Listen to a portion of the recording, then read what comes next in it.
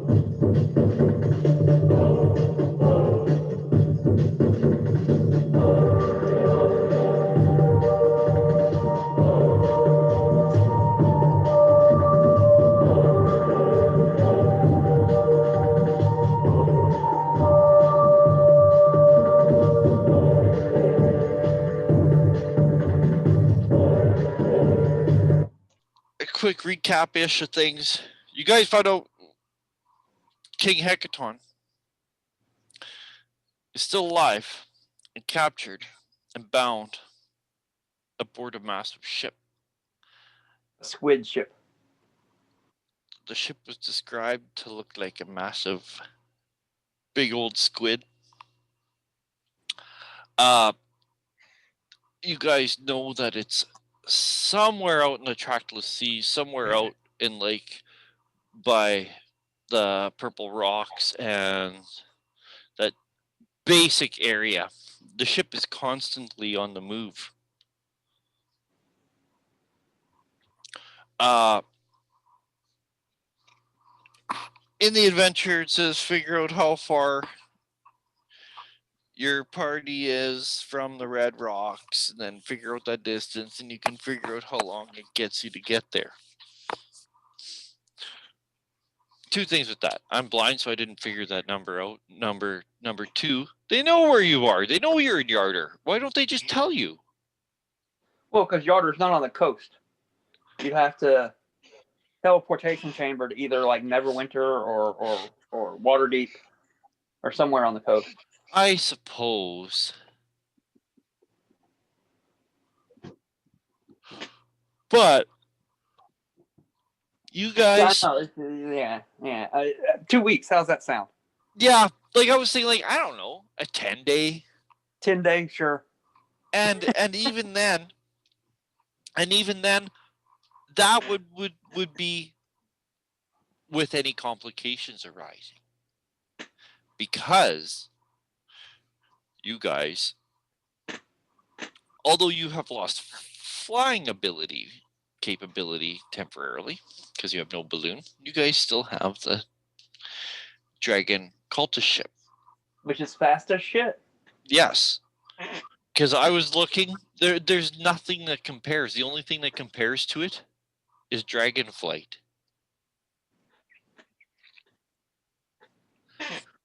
Even your fastest ships only go 3 miles an hour, and you guys go 8. You guys are booking it against prevailing winds, against currents. The only thing that you guys may have to stop for is things like storms. And if I were Slaughterville, I would cover that area in storms wherever the ship was.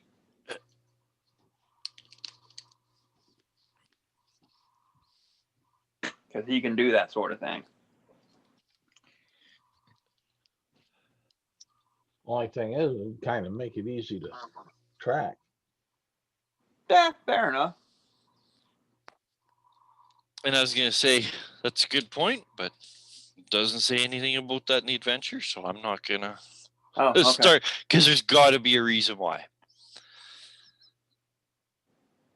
But, as I said, the ship's always on the move. You guys can outrun anything. So, Except for a dragon. Yeah. And when I was like rolling up encounters and stuff like that, just to kind of see what would happen. Did we roll a dragon? No. There was several what you call it?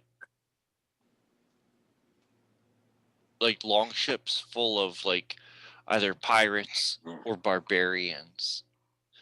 But those are so easily avoided as soon as they're on the horizon. If they look threatening at all, you guys said, God.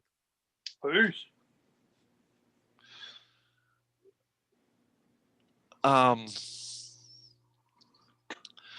So do we want to go back to the court of the storm giants, or do we want to just do this? I can send a message, but that's one spell word down. Why don't we do a sending thing to the queen, Sarissa? Can you send coordinates with ascending? Because it'd be a good idea once we find it, send coordinates. It's here, it's right here.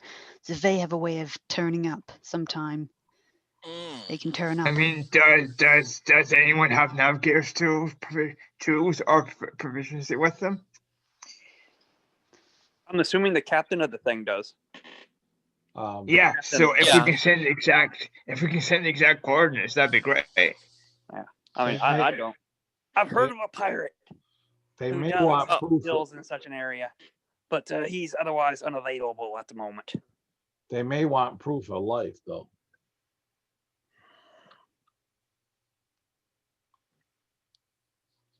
I think Sarissa will send people. I have a good feeling about it. I'd definitely say it's worth ascending. And if she wants further, we can and appear there. And she can send us wherever we want to go. So she can send us right back onto the deck of the ship. Yeah. That's true. Yeah. Well, yes. So you want to just go and see them, or you want ascending? Let's do with ascending first.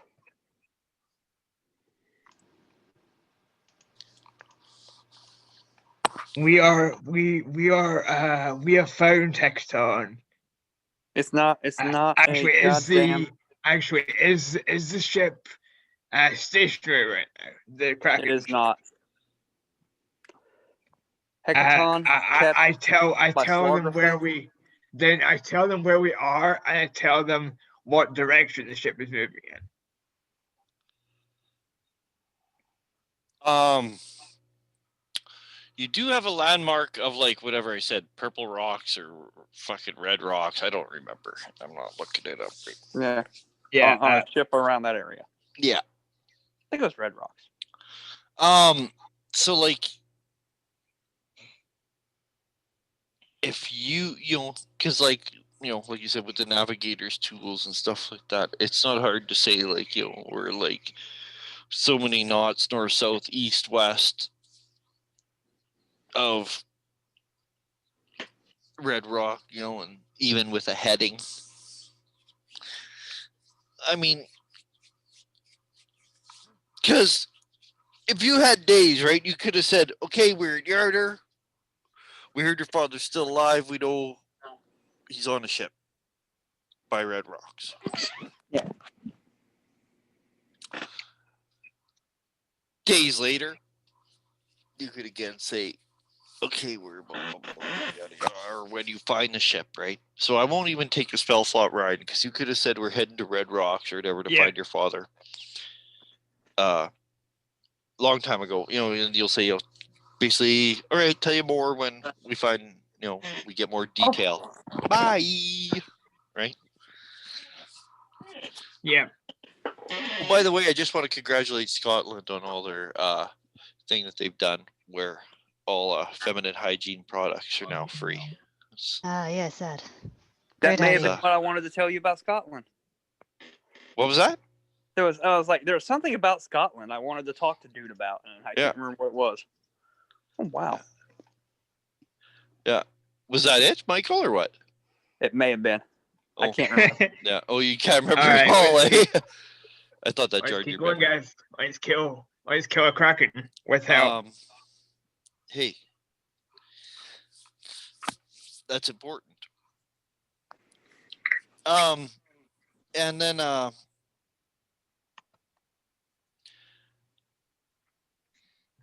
again, I rolled for when you guys get to Red Rocks, because it takes you guys about 4 days exploring around Red Rocks. Before we leave Waterdeep, Okay. how much for a volume of Volo's Guide to Monsters? Oh shit, that's right. I don't know. If you say, like, it wouldn't be like, it's not like a stupid amount. It's only like 5-10 gold. I can't remember, because it's like 10 gold it is. Yeah. Taking 10 gold off, putting it on my character sheet. I'll look it up later, because it's in like Waterdeep Dragon Heist is where they have the price of Volos. Yeah, buying it, putting it on my character sheet, subtract to 10 gold. Yeah. It has what is that anyway? all of the lore information. Oh, wow. That's why I stopped. I was like, wow, I'd like to. In Volos.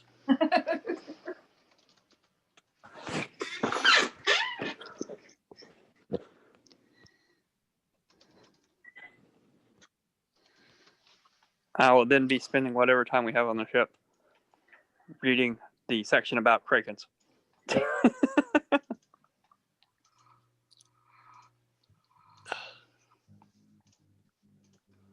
Is there a Kraken section in there? I don't even remember. I don't think so. I don't think so. Lots about giants. Yeah. I suppose I'll read the giant stuff then. It helps to clarify to you about Anon the Allfather, about the ordering, and about the individual gods and the sons of Anon.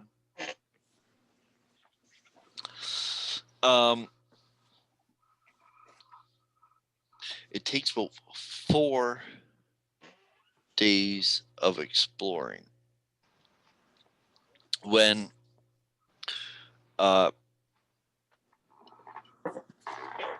Garl notices on the horizon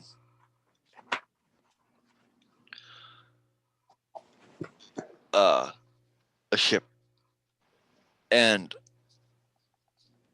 from the way it appears over the horizon, it seems to be quite an immense ship. It's I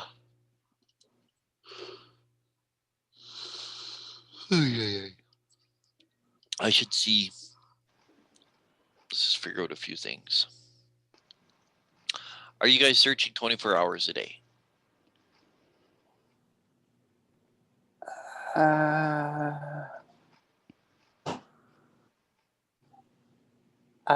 Maybe. I don't see why not. Okay. But I'd say do it in shifts so none of us get exhausted. Yeah. Oh yeah, and there's Yeah. like Oh, even yeah. enough cultists and stuff like that. Okay. Well, let's just do this pure randomly so I'm not being arbitrary. Beholders, giants, gnolls, goblinoids, hags, kobolds, mind flayers, orcs, Guan-Ti. You talking about my family reunion? Yeah. That's the monster lore.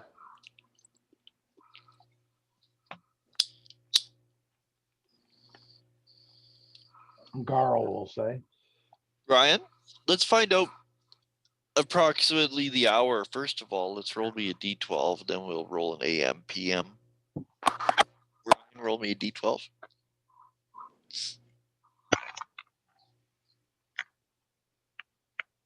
Seven. Okay, now let's roll AM, PM. Just roll it again. We'll find out if it's odd, it'll be AM, even PM. Yeah, I got an 8, so it's PM. Okay, so 7 p.m. So we could assume it's dark or very close to it. So you guys are a little closer. It wouldn't be on the horizon.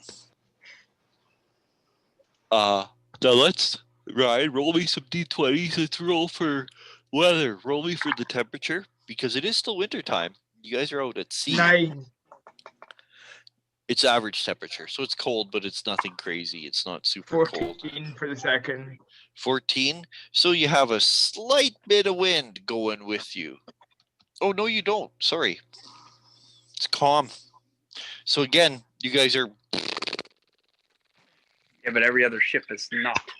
And 15 for the third one. That is for precipitation. There is actually light precipitation. You know what that Ooh. means? An obscuring mist. Light obscurement. So it's even closer when you guys notice it. But it's dark. So when you guys see this thing, because it's only 7 p.m., you're all still awake. No one is sleeping. It's dark, lightly obscured with rain, or more of sleet, I would say.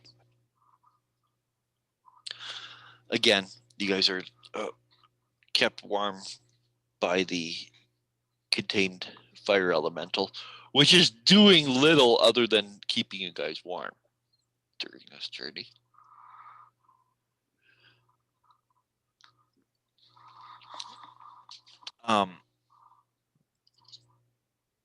And you could see though this immense shape, blacker than like obscuring out just the night sky and the surrounding. It's, I don't know. I would have to say you guys are pretty up close upon it, but there doesn't seem to be like it has no lights. It doesn't even really seem to have sails, I don't think. I'm not sure. So, what would you like to do about this? Because you guys would be at it like maximum distance. I don't even know. I'm not gonna begin calculating distances and stuff like that. Hey, I've been watching guys do Icewind Dale on YouTube. I'm really upset. Rhyme of the Mariner or the Merchant? Rhyme of the Ancient Frost Maiden or whatever. Yeah, I want to say the Ancient Mariner or the Merchant Mariner or whatever. But yeah, Frost Maiden. Yeah, the rhyme one. Yeah. Rhyme was Frost Maiden. They sure are forgetting some crucial elements about it. It just bothers me. Walking just around the fact that it's like, yeah. Just the fact that like it's supposed to be like cold, pretty, snowy, and dark. Well, are they saying it's warm and bright? Not necessarily, Kath, but the point is that the cold, the snow, and the dark never come into play. And I'm not talking cold like it's like, 25 degrees Fahrenheit. In the book, it says it's 39 below zero. Dropping colder. They say, as far as light goes, because of Oral's curse, it's dark all day. The only daytime is that there's like a twilight from 10 a.m. to 2 p.m. So 4 hours of dim light. The rest is dark. They never bring any like that cold or the darkness into play ever. It just drives me mad. It's like ants under my skin. I want to see if there's a picture for you guys. Can we now send her, Cerise? Yeah. Latitude and longitude of the ship. And direction that it's moving. Latitude? Longitude? Yeah. No. I would say with the darkness of precipitation, you guys cannot see the sky, but you guys have a general Okay. You got idea, point there. right? Isn't there a compass on the ship? Well, that'll tell us direction. That's Yeah, not, that tells you the direction, Ryan. Okay. It's like it's north of us. Great, but where's us? Where? You know. With Garl's I mean, 150 there feet must be a navigator on the vision. ship, right? Or someone with navigating to say. I don't Yeah, know. but they can't tell without seeing the stars. Oh, okay. Right. I read a book. It's called Discovering Latitude, and it's too much to get into. But read that book and you'll understand why. You need to see the stars. Well, and technically, you need a clock. You need timekeeping. Which is difficult on a boat. Yeah. And you need to know what time it is on the boat. And you need to know what time it is at home. You have to know those two times. You have to be able to compare the times to the. Because, like, let's put it this way: longitude, easy. You go north and south. You can see how, like, where the sun goes and where the moon goes. But if you're heading east and west, it's. I don't. I can't get it. It's just like I said. I read like an entire book called "Discovering Latitude" on why it was so timekeeping was so important.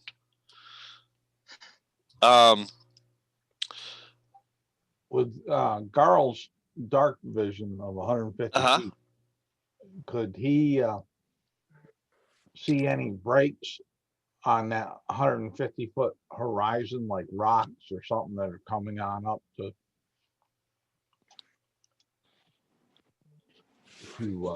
either warn the crew or well, I assume that's what you would have been doing. Yeah, but at this exact point, no, there's nothing to warn about. But I assume that's what you would have been doing, which isn't quite as easy now, even because there isn't even a crow's nest because it was on top of the balloon. Yeah. So, but you are still the keenest eyed, most perceptive of everyone. So, the water around here seems to be deep. Like you guys are off the continental shelf. Following over the abysmal plain.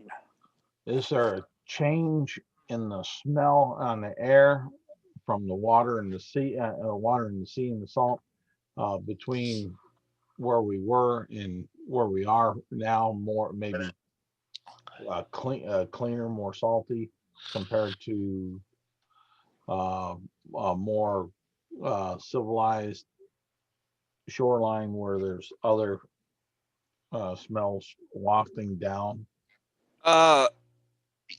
You're open ocean, so no land. Like basically, like if you guys are like near the coast, you can always still kind of smell the coast. And out here, yeah, it's just Oh shit. Okay. But that's You part of might what, get an occasional whiff of this big ship, even though you guys are like hundreds of feet away from it. Just because people are stinky. yeah. So this Possibly big long ship, you would occasionally smells of cooking would we pick up? cooking, bodies, smoke, just the people have like embedded their own smells into the ship, right? Like it's like when you go to someone's house, right? As soon as you walk into the house, their house, everybody's house smells different.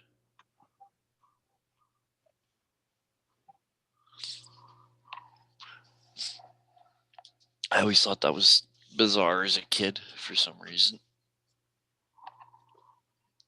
But those aspects are what Garl will be focusing on to try to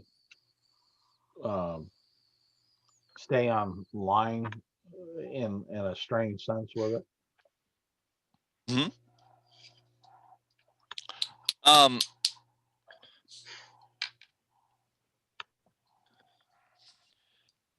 So I just picture you guys are like just staying a few hundred feet away, and you guys are quiet in the ship.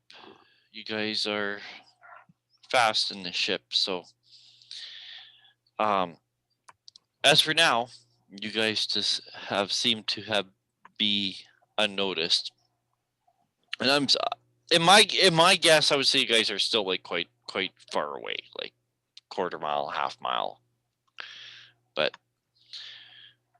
like I said, with Garl's keen eyes, you were able to identify the ship, although it's dark and lightly obscured.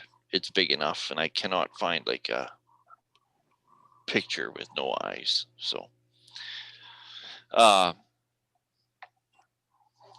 if you guys want to, maybe you guys could find a picture online. Garl, I know you have D&D Beyond.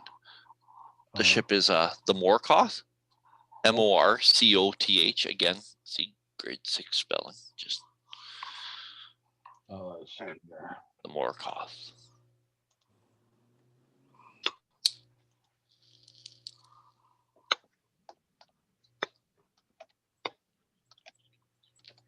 I'm not talking about a map. I'm talking just a picture.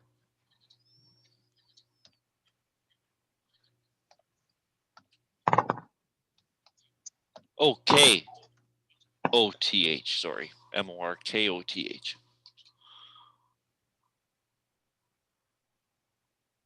There's their. That's like all elven names have apostrophes. Okay, Ryan, I want to hear what you were talking about. What? Also, you want to do descending? Well, if we can't give her exact longitude and latitude,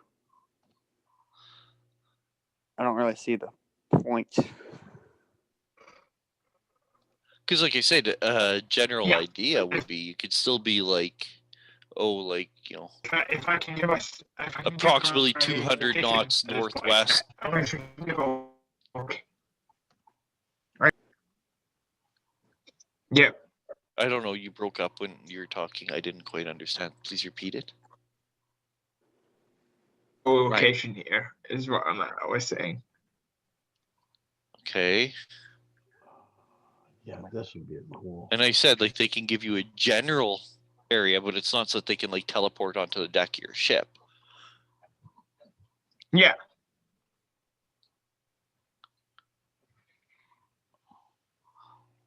So yeah, we'll give the general area that we know. Then that's what I'll do.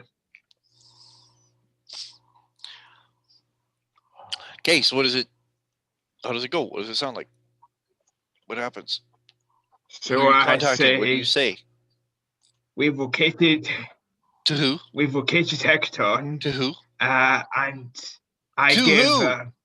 I give to Sarissa. Okay. Directly to Sarissa. Okay.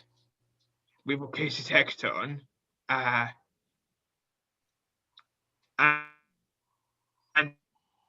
I give the general kind of area that we're in. I say we'll use some support if we're for as we head in to retrieve him.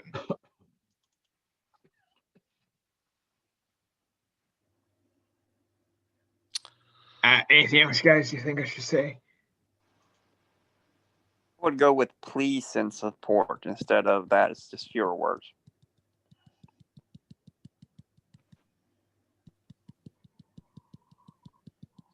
Yeah, that'll be a bit better.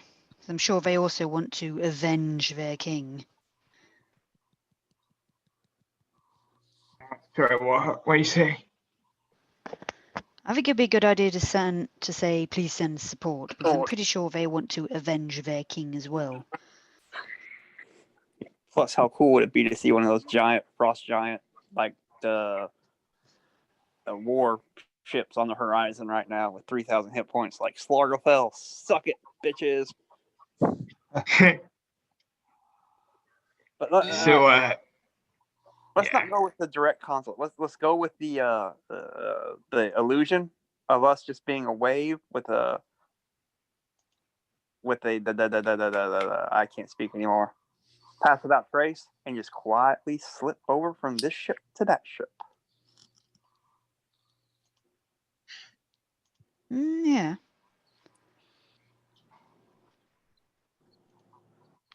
I mean, it's already rainy, you know. It's already light Yeah. obscurement. Whoever they have set watch will have difficulty setting watch, and so the pass without trace, muffling the presence along with any sort of waviness going over to make it seem like we're not really, to cover our presence. The wind's not pretty calm, so the wave shouldn't be rocking so hard either, or any harder than normal. But the rain will really help mist everything. It's pretty calm. Yeah. The ocean. Like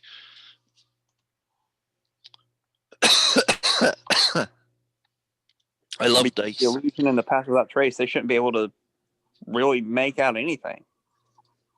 And we sail on up to the ship. Like it's so like I was gonna say, like, because you guys are like out in the middle of just open ocean, this thing is so big that you actually hear it. Do you know what I mean? Like the yeah. All right.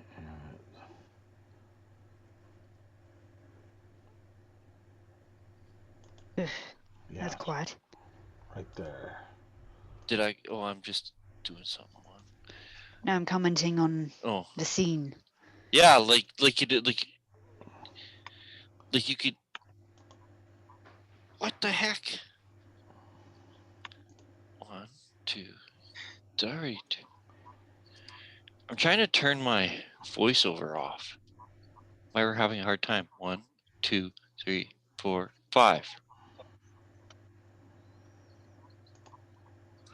And there is the Morkoth.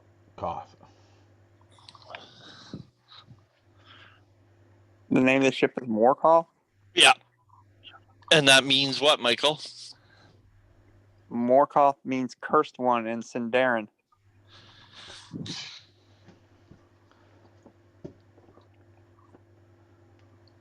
Someone's paying attention in school. Lord of the Rings. And it's also a sea creature of some type. Oh, yeah. Or a monster or something. Yeah, wasn't that God, that was another. I'll have to Google that. It's Morgoth with a G, though. Morgoth. No, Morgoth. It's the cursed one, and is it Sindarin? It's not Sindarin. It's. It doesn't matter. Noldorian. Cursed one. Well, it does look like a squid. Yeah. kind of a cool looking And ship.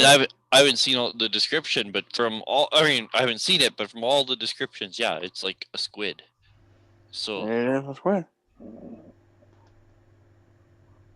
wouldn't that make find a Spelljammer helm and slap it onto that sucker?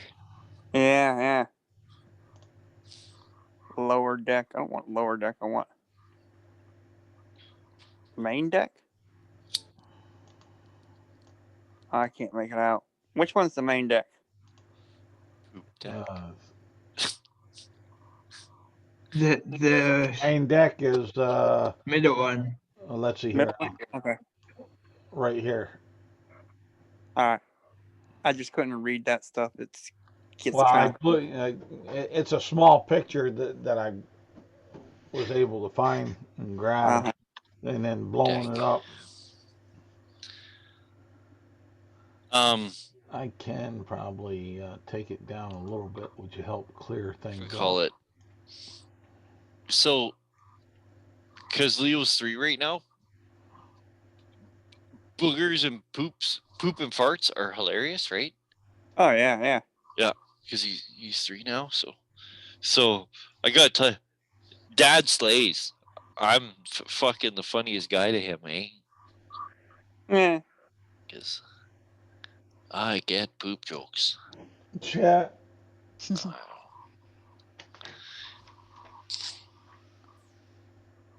Fuck, I cried today because they have to wear masks now to daycare all day.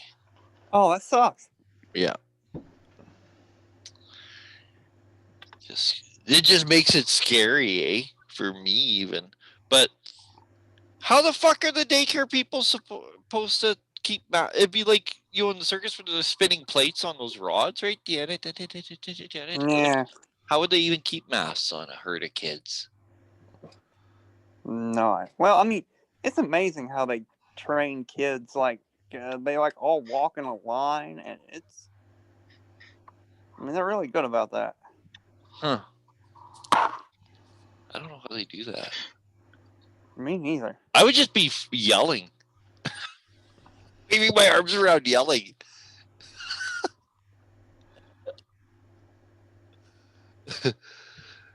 They do it with negative reinforcement.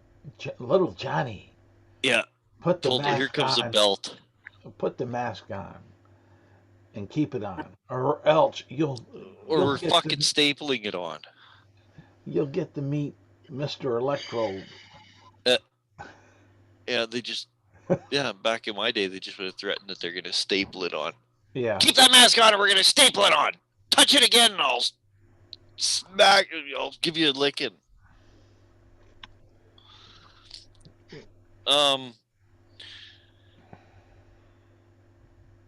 So you guys, like I said, if you guys like keep your distance, Michael, I hear what you're wanting to do.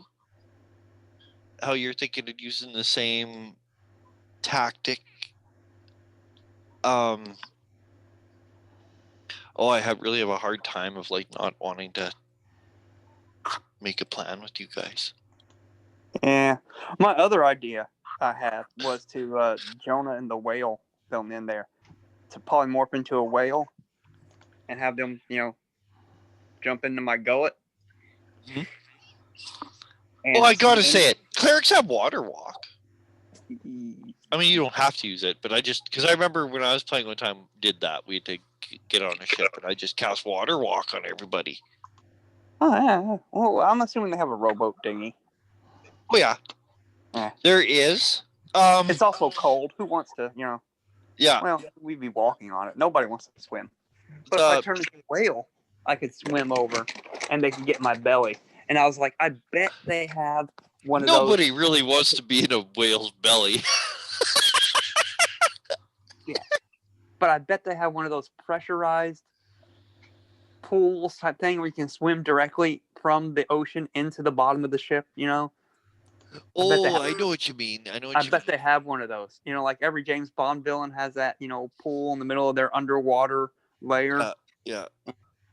So you can send out the scuba divers. Yeah. Like a diving bell would have, yeah. Yeah, I bet this thing has one of those. I don't I mean, even know. I bet it does. And so, like, we can do that. But, otherwise we could just dinghy and just over there, along with some grappling hooks and ropes. And the cultist shows you, like, the dinghy. It's not, like, the greatest dinghy, but it'll work. But it is a dinghy. yeah, I don't know like why. they have a dinghy, but did they ever think that, like, really that you'd be, like, using it as, like, a seafaring vessel? Not really. It's got a dinghy. It's like most cars come with a spare tire. Well, it's not a great spare tire. Right? I mean, it'll function at a pinch. Yeah. Right. That's kind of all they have, right? They have, like, something that'll work, but it's not. Yeah, it's totally like one of those donuts, equivalent to a donut spare tire. They have a spare tire, but is it ideal? No. Will it work? Yeah.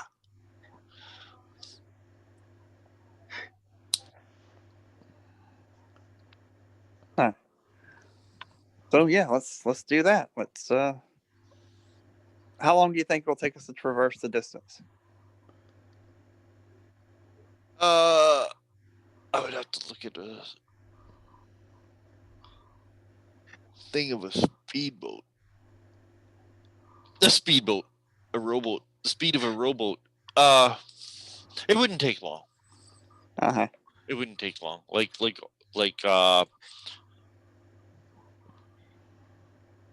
if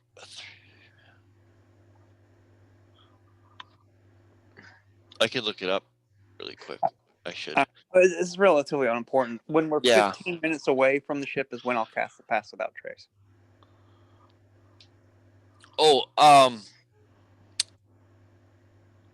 Because it's an hour. I just want to yeah, have some time. you could easily cast. I mean, 15 minutes. I was gonna say, like, you guys could probably get it, like, so you're 300, 3 minutes away, because that's 300 rounds.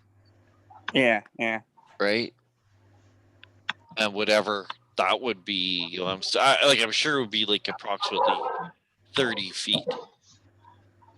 If I just use rowing speed, kind of walking speed is what I'm doing in my head. Yeah, walking speed seems like a good and easy. You could get, you could dash in a rowboat. You could, you go faster than you can walk in a rowboat. I'm searching D&D Beyond quickly. So, just for the time constraints. Yeah. Doesn't, like, if I'm casting the spell now, I just want to make sure I have some time once we get there. The spell still lasts. Like, cast it now and it takes an hour and 15 minutes to boat over there. Fuck that. No. Like, realistically speaking, at 8 miles an hour,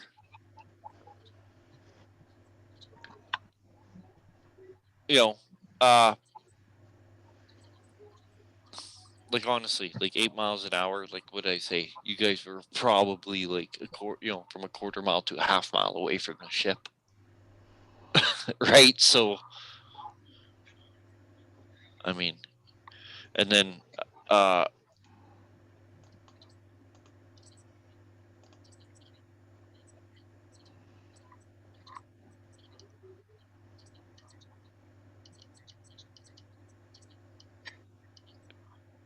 vehicles. How fast is the squid ship going anyway? It would be going, like, only, like, 2 or 3 miles an hour. Okay, so not quick. We could possibly keep up with it in a rowboat for a bit of time. Or loop around.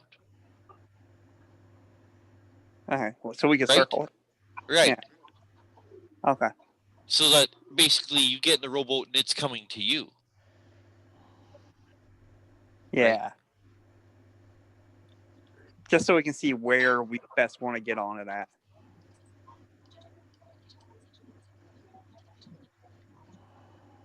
How tall is it above the water?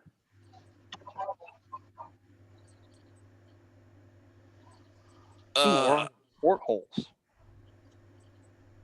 big enough for us to fit through? I don't know. I don't think there is portholes.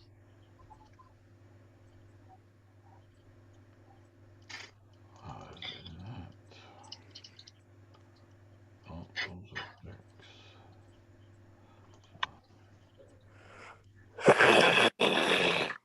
Sorry. Huh. I don't know where it went. That's so weird.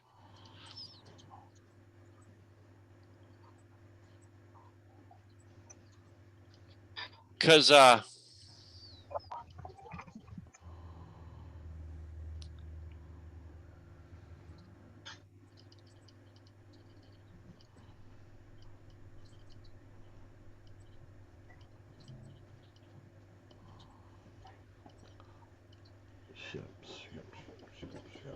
fuck it. I get so annoyed. I don't know why things become so hard. Life. I'm gonna say it's irrelevant. I'm gonna just use the 30. Your walking speed.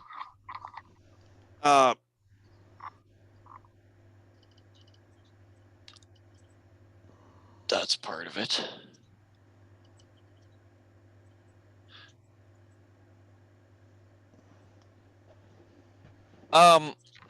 So you can easily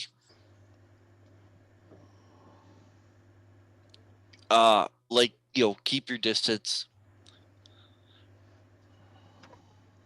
Go on an interception course. All right. And then basically just get off in the rowboat. The ship could take off.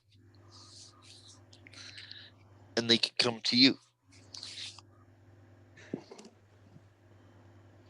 There it is. When we get off the ship, we want to get off on the ship on the other side so that they can't see the dinghy being lowered. And so when the ship just sails off, then we'll have the concealment from the illusion.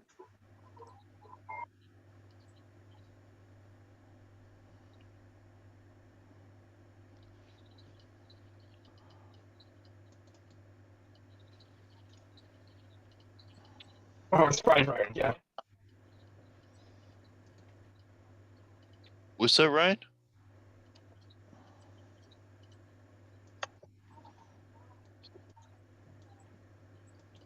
We'll get on the big squid ship thing.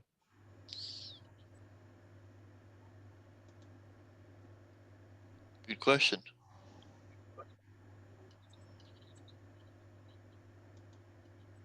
You guys are hitting me with all these questions.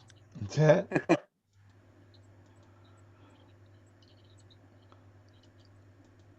Okay.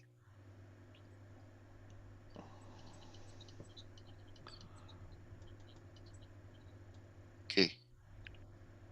I don't know what the fuck is going on. What did they? Yeah, what did they do to the website? 1 mile per hour. There you go. 1 mile per hour. And like whether they're a warship, a sailing ship, I don't know. It's not very important. They're gonna move 2 or 3. Well, they got a great ship here, which the galley or whatever, yeah. Yeah, and the galley goes 1.5 miles to 2. No, I'm sure that this is a sailing ship because they say if you need stats, just use the one of the DMG. Like it, yeah. And then the great ship goes 2.5 miles per hour. Yeah. So like, not fast at all, right? You guys have such the advantage. But now, I don't feel like doing fucking algebra either. What's the math you need done, homie? Well, if you guys are going 1 mile an hour and it's going 2.5 miles an hour, and you how We're long not going to does catch it? up with it. How far are you gonna be to be like, you know what I mean? Like, Yeah, but on which axis are we going to catch it along its point? Are we going to do trig, or are we going to do geometry, or yeah, algebra, or just? yeah. How about this? All right, we're going to have to pick one side. Like, we're going to hit the boat at the prow. Do we then go left or right, starboard or port? And this is something I really need to figure out: which way starboard and which way is port. Port is Left. the right side of the ship. Left side. Port is left side of the ship. Yeah. And I just know that because I'm right-handed, so starboard makes sense in my brain somehow. Okay. Honest to God. Oh, and port is also a 4-letter word like left. Okay. So right is starboard. Yeah. Correct. Ah. Correct. I went canoeing with my girlfriend once. All right. And, So do we want to follow the starboard side of the ship, or do we want to follow the port side of the ship? Let's do the leeward side. Oh, motherfucker.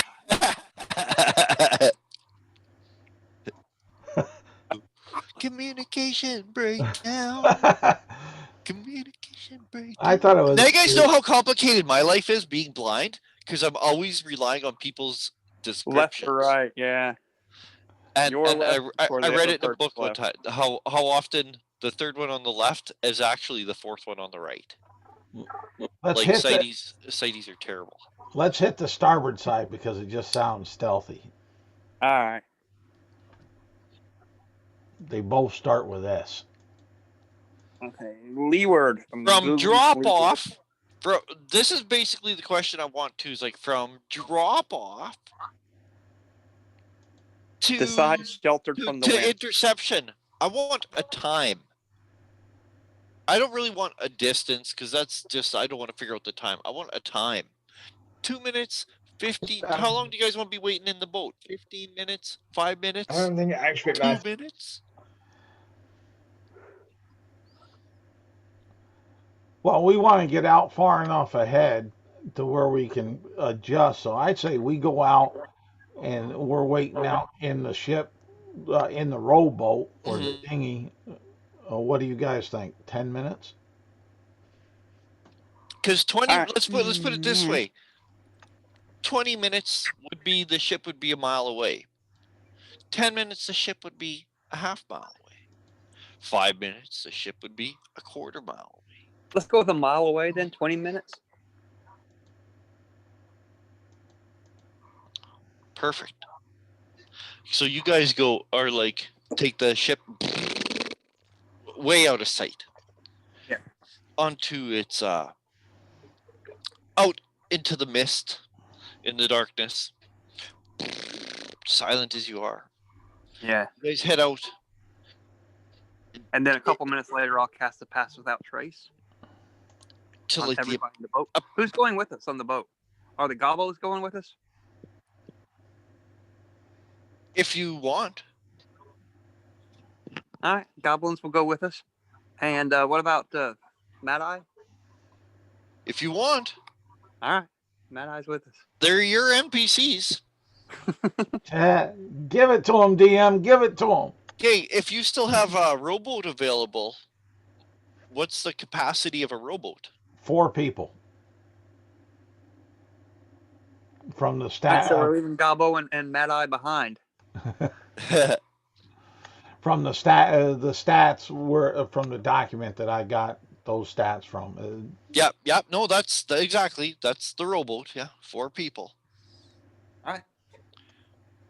So I would let you take, because you have a small person. I would let you take the 2 goblins. Because because the 3 small people We make it takes 3 of us to make one. Right. I'm probably the biggest motherfucker here. Well, you're bigger than me, tiny. Kind of, because even Far Eye in full plate is like uncannily graceful still because of the magical nature of the armor. So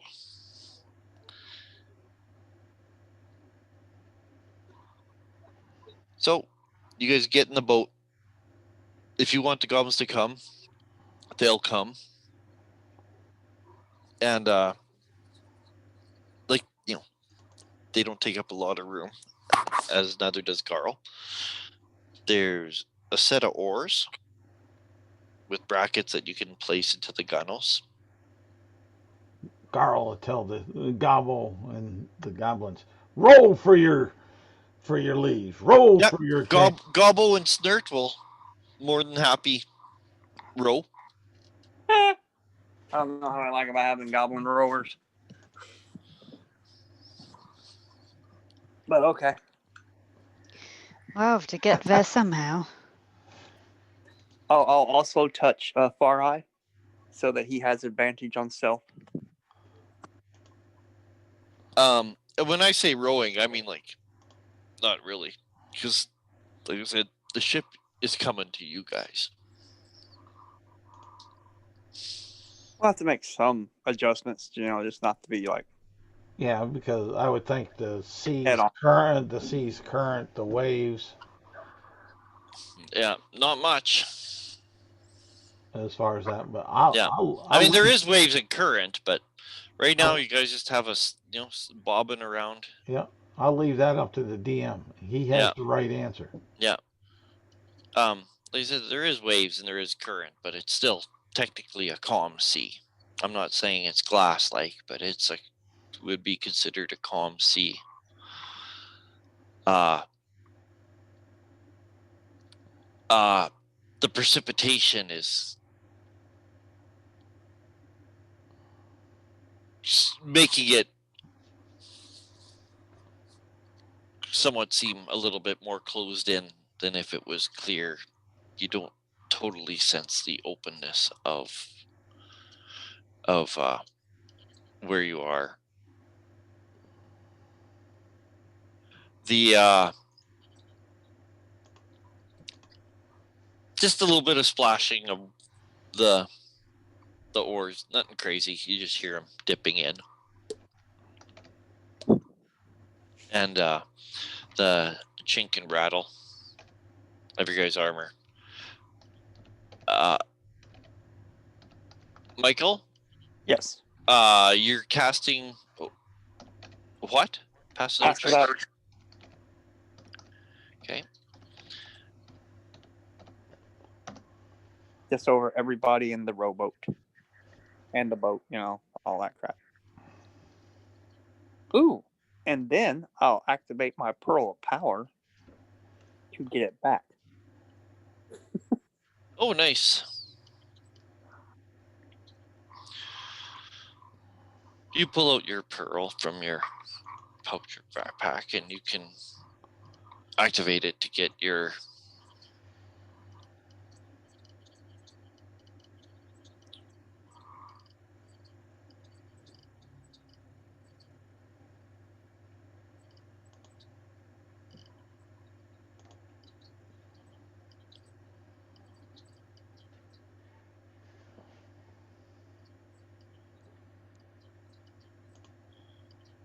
Huh. All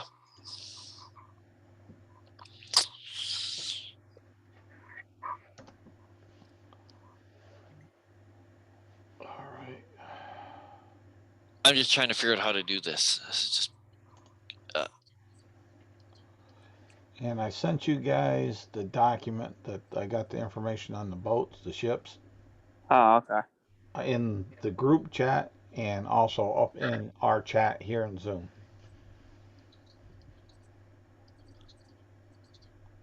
Who'd we lose? Ryan. That's who we lost. Okay. Preceding the arrival of the ship, because of what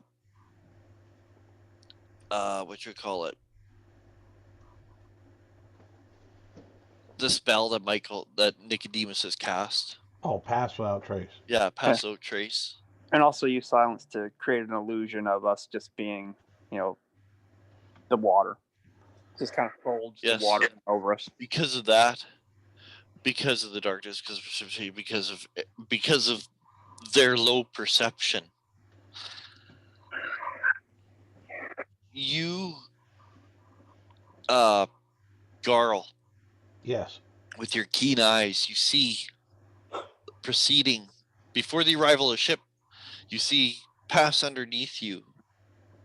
Kind of hard to tell because it is dark. They are underwater, stuff like that. But you still are able to see them about 10 feet under. You see the motion as if 4 large things went under you. Like, you know what I mean? It came from the direction. Yeah. Like it, as like a point guard or something of some. It's the Kraken. Garl will be going, and with his finger pointing down at the water, sea monsters.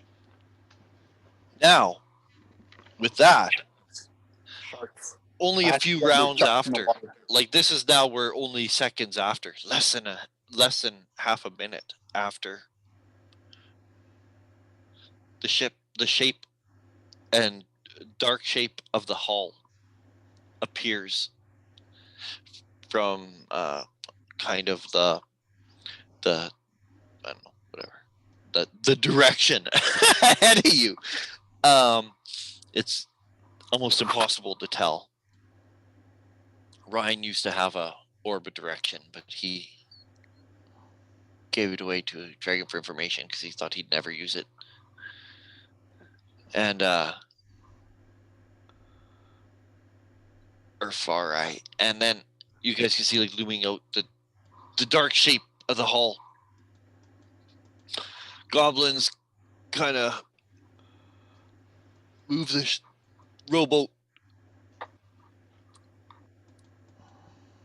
to the side so that you guys would be on the starboard side of the oncoming ship.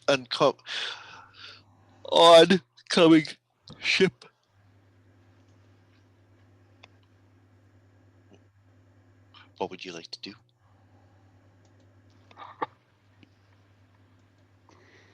Okay, now's a tricky bit, getting on board.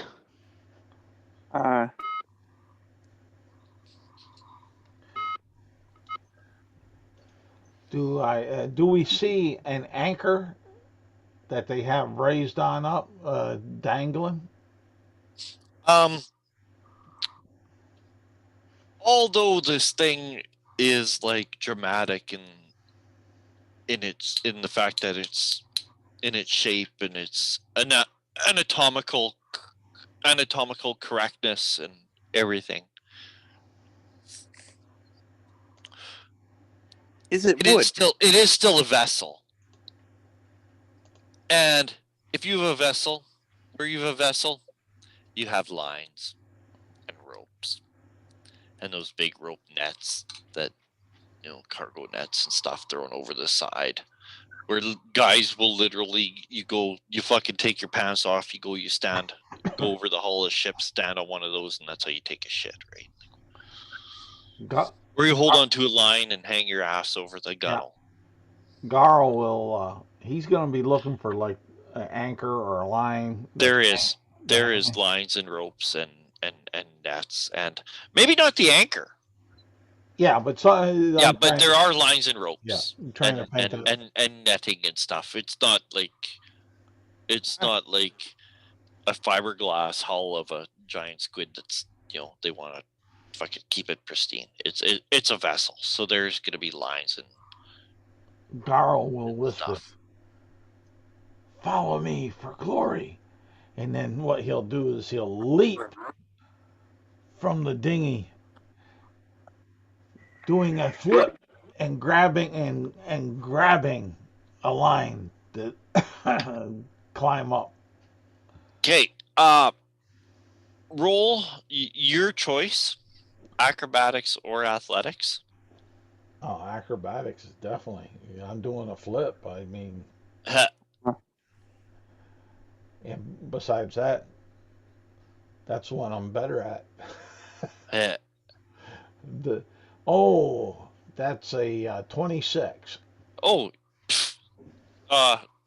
like Yodo fighting Doku. Lovely. When Does that mean Carl something? gets on, Yoda? I mean, what did I say? I'm tired. Did I say it right? Yoda fighting Doku. Doku. Oh, Yep. okay. Okay, I got it. I didn't get the original. but when Garl gets on the rope and whatnot, he'll look back at Silence, his bride, and give a wink. You can do it. Come on.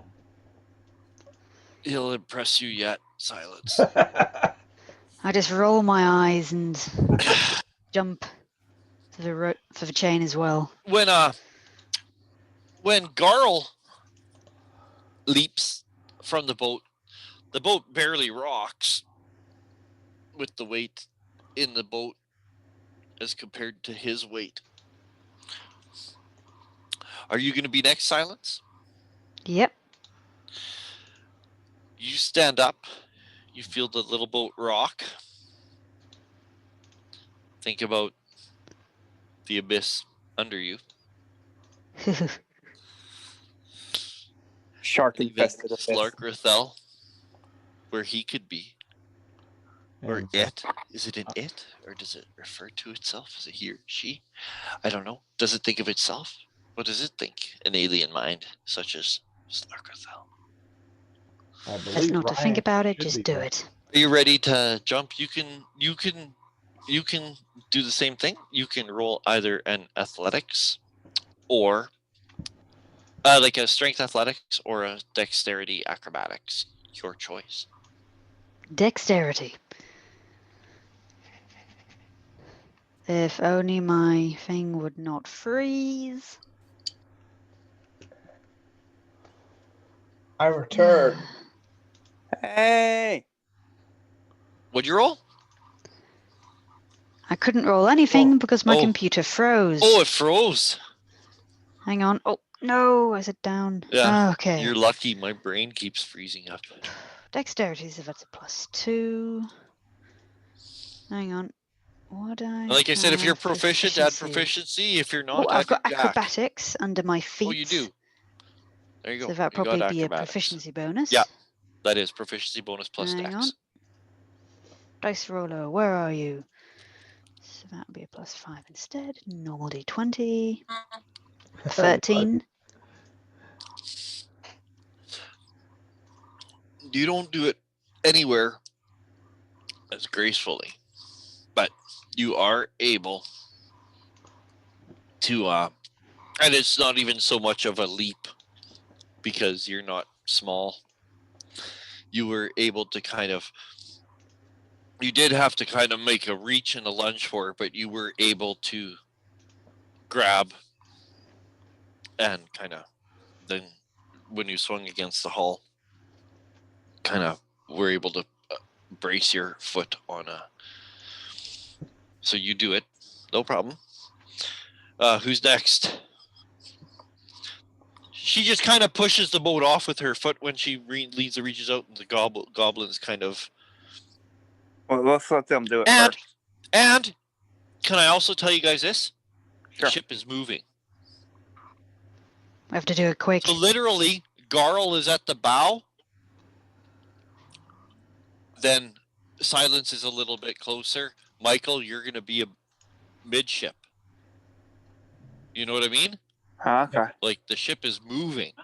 So you're not all train hopping and getting onto the same train car, right?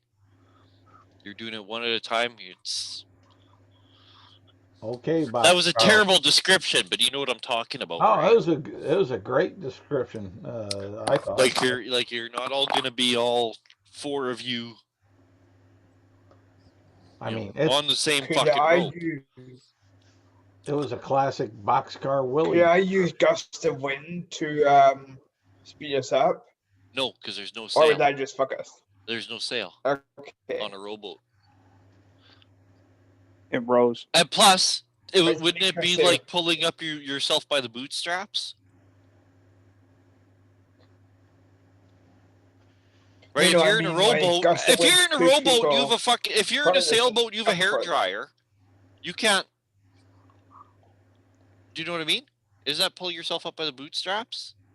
No, I mean, could I use gust of wind? Because we have to jump for it, right? So can I use gust of wind to push one of us further if we need to? No, that's such a stretch. No, that's gust of wind. It's not. No. No. Okay. Who's next? Let's get the goblins up. Whoop, whoop. I'll give them a push. Pardon me, sir, but perhaps we should stay with the rowboat?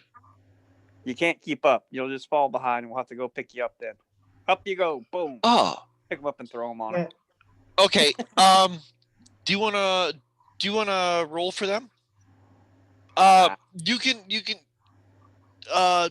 I know they're not proficient in either, but they at least have a +2. No, but if you're throwing them, you're also helping them too. Okay. I'll give you that. That'd be an advantage? Yeah. Thank God. Yeah, that's a 7 for Gabo. I'll do him first. And a 8 for Snark. I can't roll worse shit. Picks up the goblets and throws them overboard.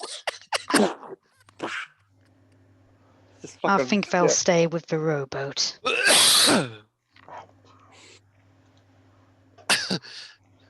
That's just fucking horrible. Protect my brain. It's not a really big deal because they will be able to grab onto something and pull themselves up eventually, but they're soaked. That's fucking horrible. And it's cold. Yeah. And it's winter and they're soaked. They're fucking dead. And they're sea monsters. They're nothing more than finger food.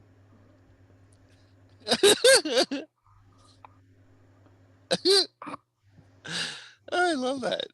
Green bait. It was just like, well, that didn't work. It's just one of I those rolled things. 4 D20s and the best I got was a 6. It's like one of those things where you walk away with the gum wrapper still, but you threw your keys in the garbage type thing. Or an empty coffee cup, right? A Starbucks. You fucking throw your keys in the garbage or walk around with an empty cup and you're like, where are my keys? Oh.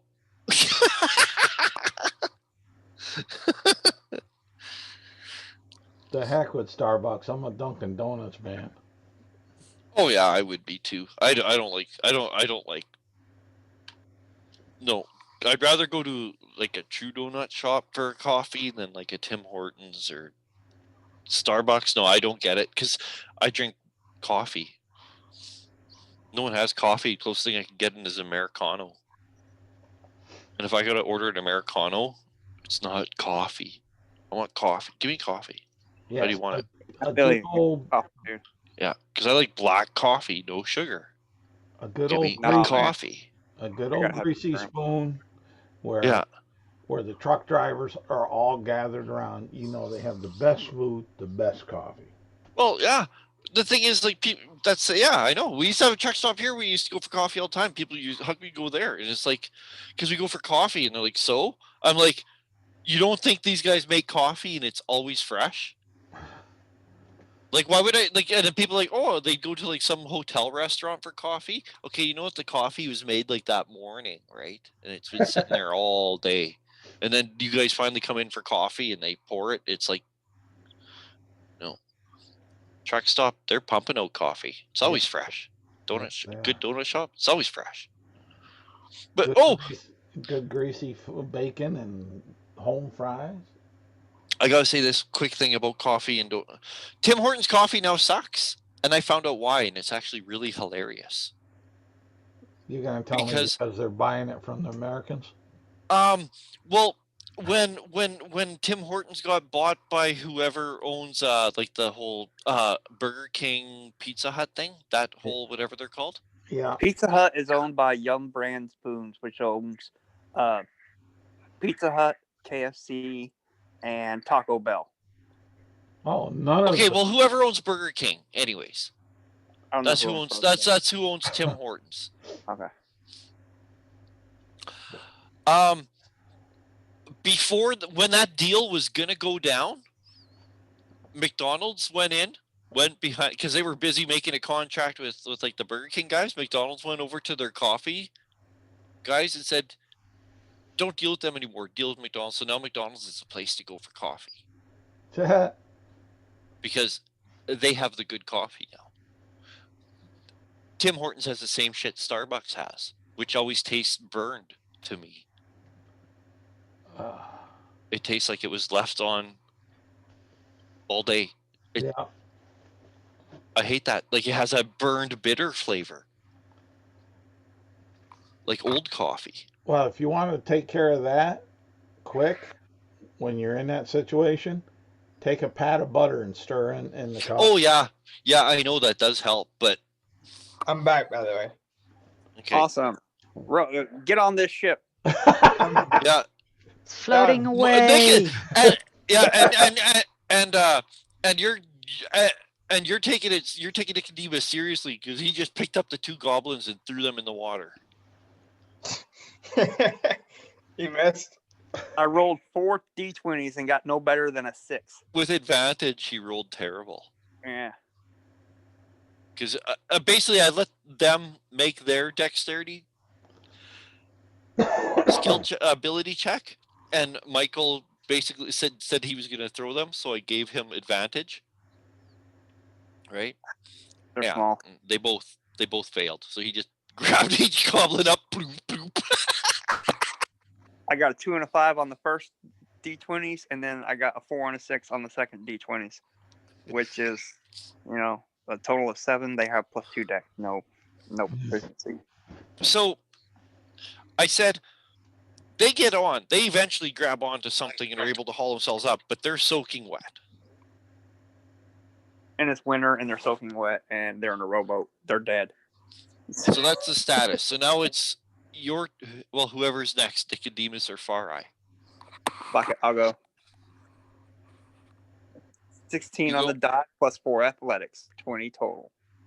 You are easily and gracefully leap off. Farai, that's the boat rocks a considerable amount because now it's just you alone. The boat rocks a considerable amount when Nicodemus leaps from the gunnel, and he also pushes it away, and the rowboat is actually drifting away from the ship, and the wake of the ship passing by too is also.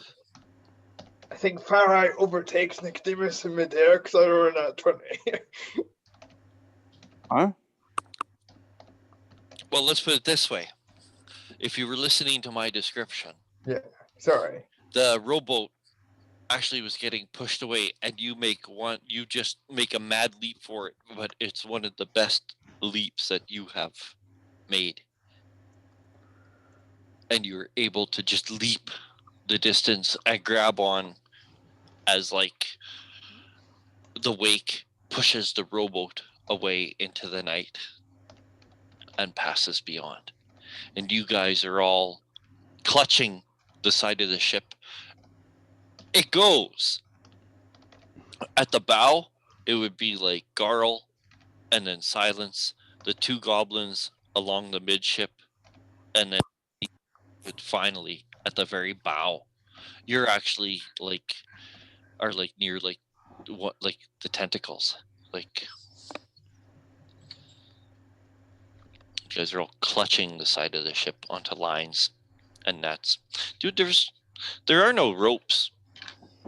Or do you know what the difference between a rope and a line is? The size?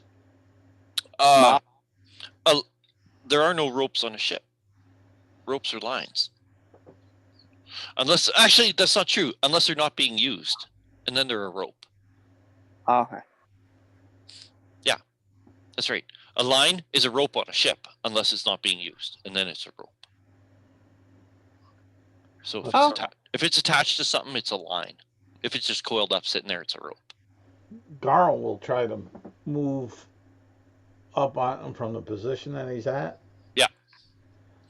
Yeah, kind of from the. Let's see here. Like laterally, like down, like just to your companions. Do you mean, or what? Well, or up, straight up to the gunnel. Sort of.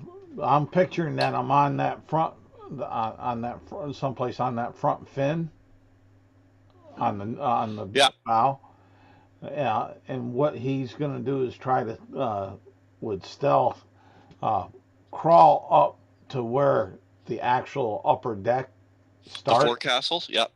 And he's going to try to, once he gets up there, he would want to try to hide and scope out the situation to see how many he has to slay for his intended bride. You are very stealthy. You climb up.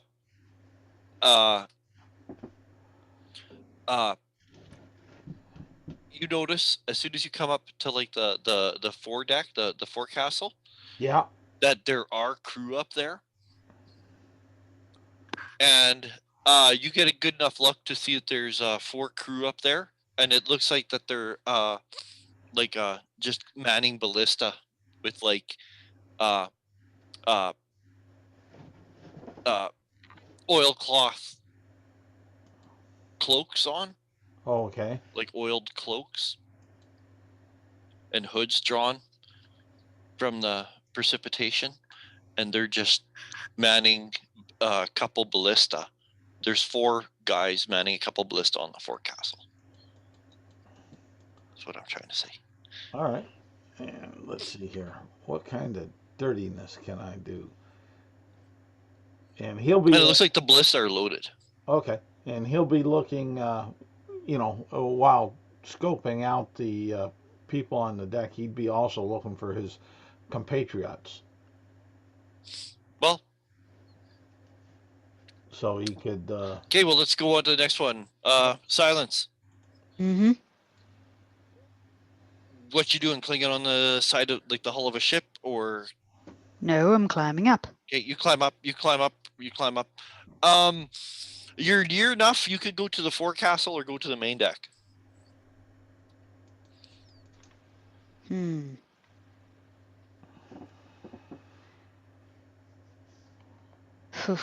I don't know if, according to the map, you guys could get a scale of the ship. You guys know the length of it? No. Well, it says 1 square equals. I have to drop that down so I can see what it actually really does say, size-wise. Because it is. Because I have no clue. They don't give me a specific.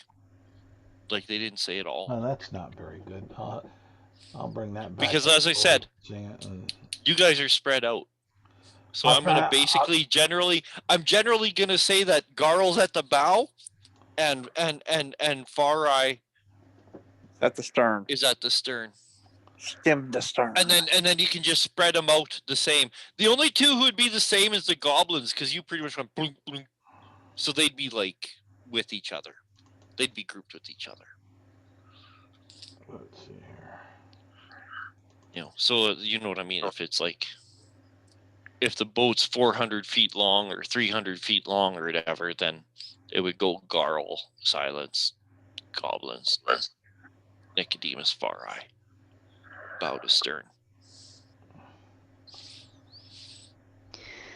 I think I'll be in the forecourt. Forecourt or forecourt? Can't quite see. Forecastle? That's it, forecastle.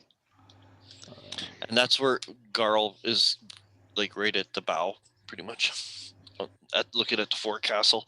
So you too can see that there's 4 guys who are like manning, kind of looking around, but look around to what? Into into like lightly obscured darkness. Sure. So, and there's a couple ballista, the big siege weapons that are crossbows. And there's 2 ballista and 4 crew members at the forecastle, and the crossbow and the ballista are loaded. That's not good, that one. Let's go over to the next. Goblins, I know what they're doing. They're just climbing up, shivering. Oh my. Sometimes they're no better than the giants, are they, Gobbo?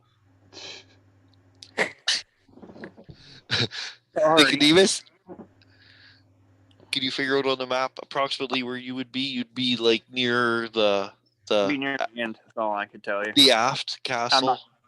I'm not getting much description off of this. You pardon me? I'm not getting much out of the map. But yeah, I'd be That's somewhere okay. near the end. That's okay. You'd be somewhere. You would see like the aft castle. I want to get to the top. So Okay, when you get to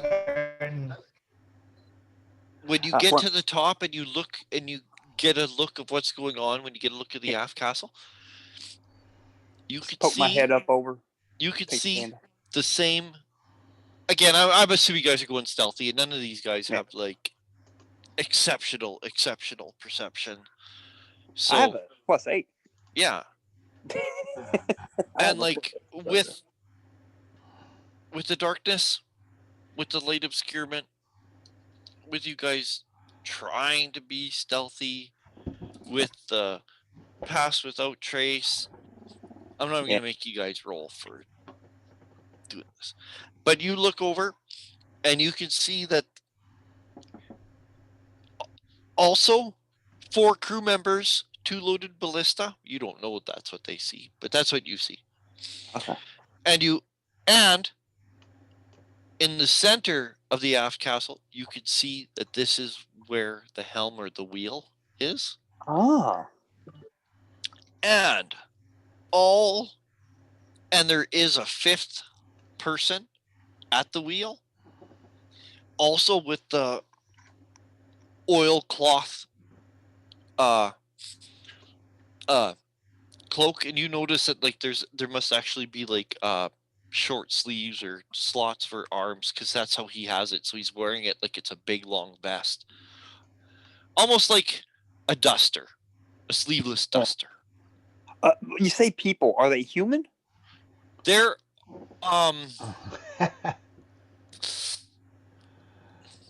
honestly assorted races, but it doesn't really matter so much as to the one at the helm is a fucking nasty looking half orc. And a lot of half orcs, like normal, like a lot of half orcs, a lot of times you can see that they have orcish blood, and clearly they're a half orc, right? Yeah. This guy looks like a full blood orc almost. Like very savage. Very orcish. Has the very pig snout, the very tusk, even ashy greenish gray skin, and he long braids where like the sideburns are like in long braids, like foot long black braids, and the hair is also braided so that there's like 2 braids down the back, 2 braids down the front, nose ring, multiple earrings. No. So he's piratey. Look like Smitty. I don't know who that is. Our matey, be glad you don't. I want to climb onto deck, cautiously, and then I want to touch myself to give myself advantage on stealth, which will end Far Eye's advantage on stealth, and then I want to make my way back towards him so I could easily see him better. So if I take away his advantage on stealth, he'll be easier to see for me to find. The thing about everybody having +10 and being super sneaky is, how do we find each other? So Garl has a pretty good perception. yeah. So do I. But I mean, it's still difficult. Well, yeah. I'm not saying it's not difficult. I'm just saying he feels pretty. Garl is a cocky little gnome. Yeah. I mean, just number wise, like I have a +8 perception, which is pretty good. But that pass without trace gives you a +10 to stealth, meaning. So if I take away his advantage, I'm not sure if he has any stealth skills whatsoever. I would suppose he probably doesn't have stealth. So that would be a +10 to hide for him versus my +8 perception to find him, and taking away his advantage.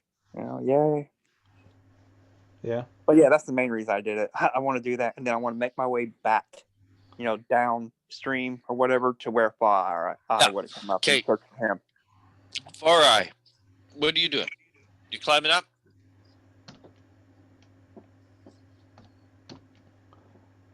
Hold on, I got it. He dropped out again. I just saw. Dude. Well, he doesn't know he's not hidden as well. There he is. He's back. He drops out, and then I have to wait for the message to re-emit him. Yeah. I'm back again. Hello. Okay, so just in time, what are you gonna do? You climbing up the hall? Yeah. Okay, you climb up the side of the hall, and Nicodemus, you can see like Far Eye just, coming up to look over the edge of the gunnel, and as you do come over to look over the edge of the gunnel, Far Eye, you can see that kind of the same thing, that there's 4 crew members manning 2 loaded ballista, and in the center of the aft castle, there's also a helm, which is like the big ship wheel, which is manned by a real savage looking half orc. Like, this half orc is so savage looking that it looks more like just a pure blood orc. But you can see it has like the nose ring and the multiple earrings, 2 long black braids coming off of where its sideburns are, and 2 down the back of its from its hair going down its back, and they're all appear to be wearing like oilcloth cloaks or slickers. Oh, hailcloth.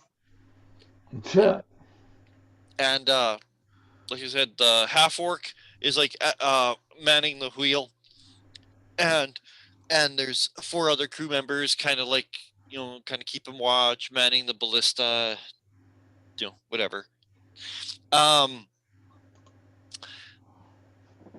When you put your hand on the gunnel, you don't even notice. You are startled, and you almost have to like stop yourself from letting go and throwing yourself off the side of the ship. You're startled when you don't even notice until like a hand touches your hand, that you notice that Nicodemus is standing right there. And he makes a motion like, quiet. I'll touch him again and give him the blessings now that I found him. Okay. I climb over the side then. He helps you. He grabs your wrist and pulls you over the side. Way forward and find the others. And keep your head down. Don't let them see you. I think so. Also, look for a hatch down. We want to go down, because I'm not seeing the storm giant up here. He's probably down, lower, in the depths of the ship. Could y'all hear that? Yeah. I give him a thumbs up. And then I start looking around for hatches and allies. Yeah, make our way towards the front of the ship. Now that I got them to, I want to get us all grouped back together. Keeping down, slinking around, going from barrel to barrel. Watching the captain. At this point, I'm going to ask Nicodemus and Far Eye just for a stealth check. Just because you guys have pulled yourself up onto the aft castle, like it'd be like literally like you're in the same room with them. You have advantage now. Boom. Blessings of the trickster. Yes, I gave it back to you when I found you. I took it away from you, just FYI, as soon as I got We on the could thing, find you. so I could find you. That'd be a 31. Whoa. Pass without trace. And you, Far Eye? 19. You have advantage. I have no 29 with pass without a trace, so 29. Okay. Back to Garl. Yes. What do you want to do? You see these 4 guys on the ballista, but there's like they haven't. Kills them all. I'll look at Silence. You can see her, yep, like I'll- down a ways. She's on, like if you're at the very point of the bow, she's like basically where the edge of the forecastle is. Okay, and I'll wink at her and put my finger up to my lips, as in quiet, and then I will. What's your passive perception there? Silence. Well, perception is one of my feats, so I'd Yeah. say pretty good. Yeah, but what is it? Passive What's your- perception. What will that be marked Well, down under? just basically add it to 10. 10, base of 10. Just tell me what your perception is. I'll figure it out myself. Just tell me your perception. Your wisdom plus your proficiency bonus. Okay. 14. That's your passive. Not bad.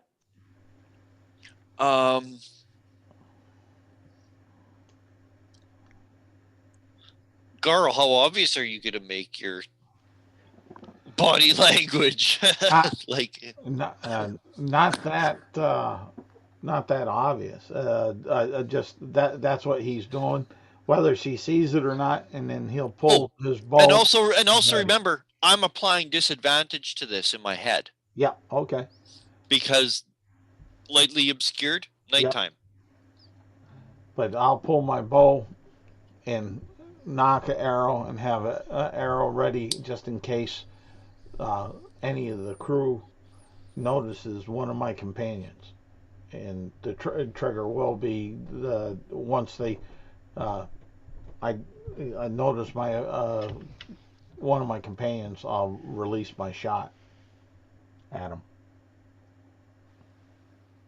What were the conditions?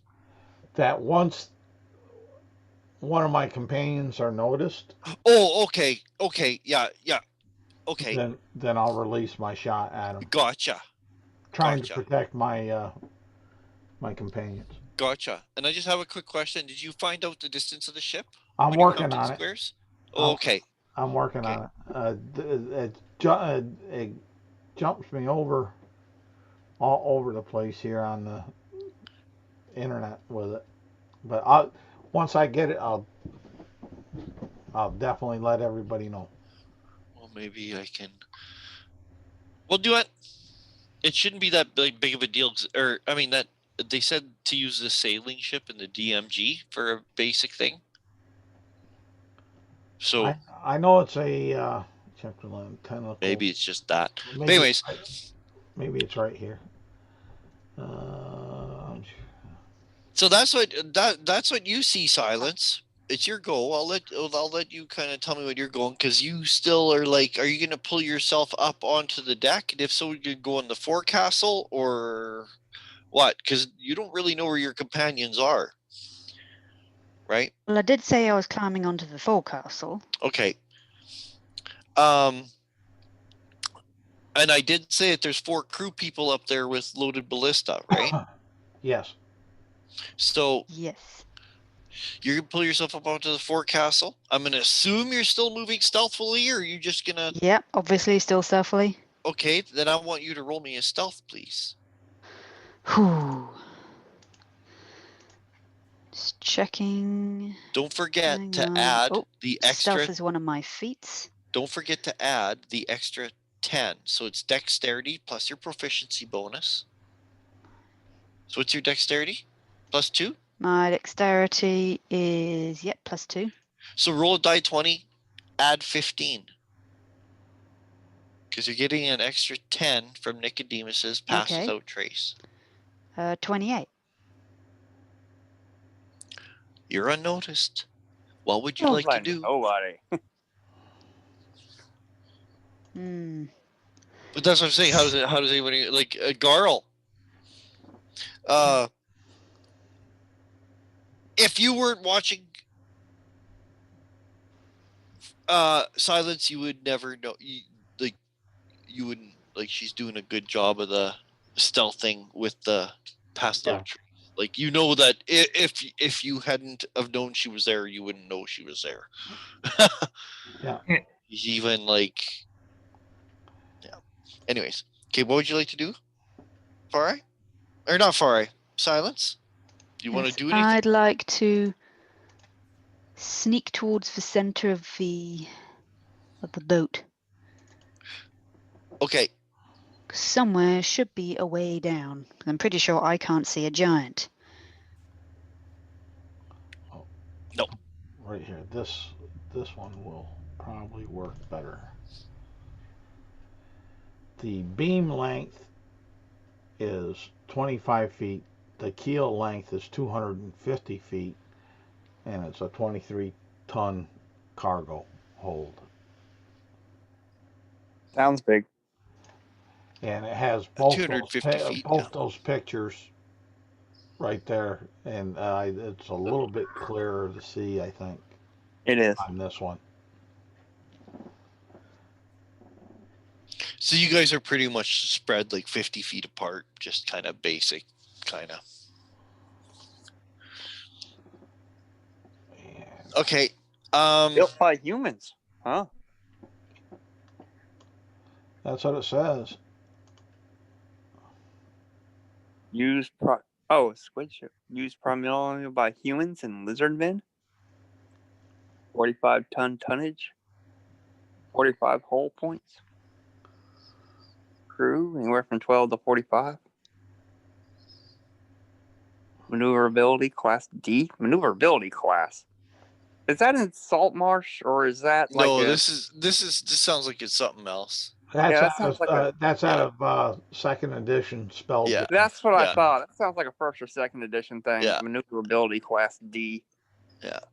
Okay. Yeah. But it gives you an idea of the length, Yeah. and looking for the length and whatnot, that should not change from editions. Yeah.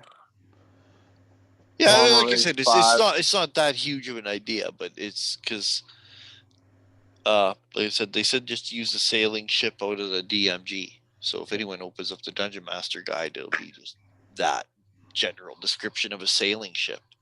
And That's the bottom picture there is even cooler. It puts the top one, that's the 5th edition and the 2nd edition, one above the other, so it gives actually a 3D version on the 2nd edition one there to give it the cool look. Save that's thick wood. Oh, now that you mention thick wood, I've actually been thinking a lot. I've been thinking a lot about you, Michael, because That's what people think when they think of walkers. I know, quite a segue, hey. No, Yeah. I taught myself Southern Man, Okay. like Crosby, Stills, Nash and Young, Southern Man. That's from the Spelljammer setting. Yeah. Which is D&D, but Yeah. But every time I sing it, I always think about Mike. I always laugh. I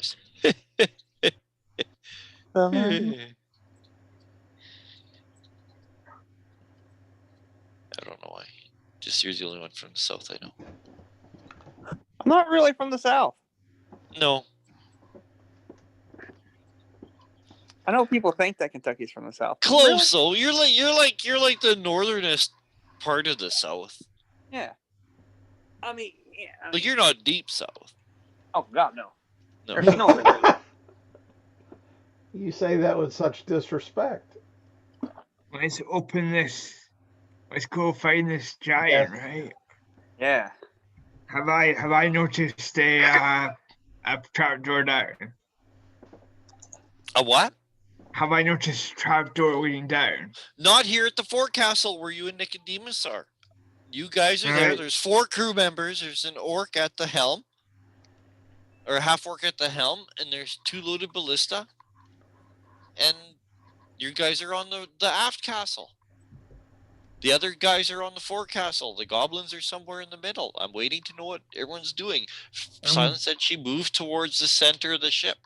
So I know where she's going. I I'm want to know what starting you're to doing. make my way towards the center, looking for the trapdoor as well. Then.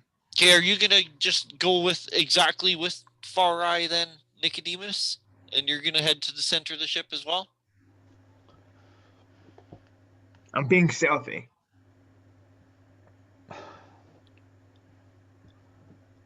Okay, I'm assuming though. I'm just assuming for like game description, you're holding that like Nicodemus is like actually holding on to like your wrist still or something, because you guys are gonna move together, Nicodemus. Did Nicodemus disappear? Yeah. Sorry. I was Okay. muted. Okay. So you guys start heading towards the center of the ship.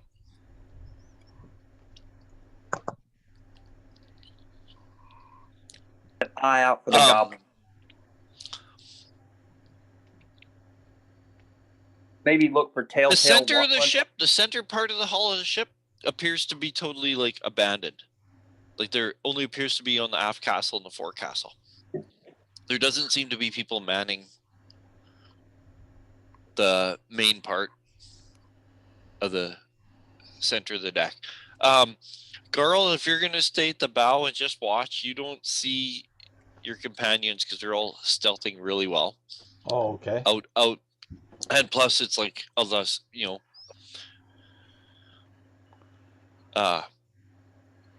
for us, part of them are also out of your dark vision.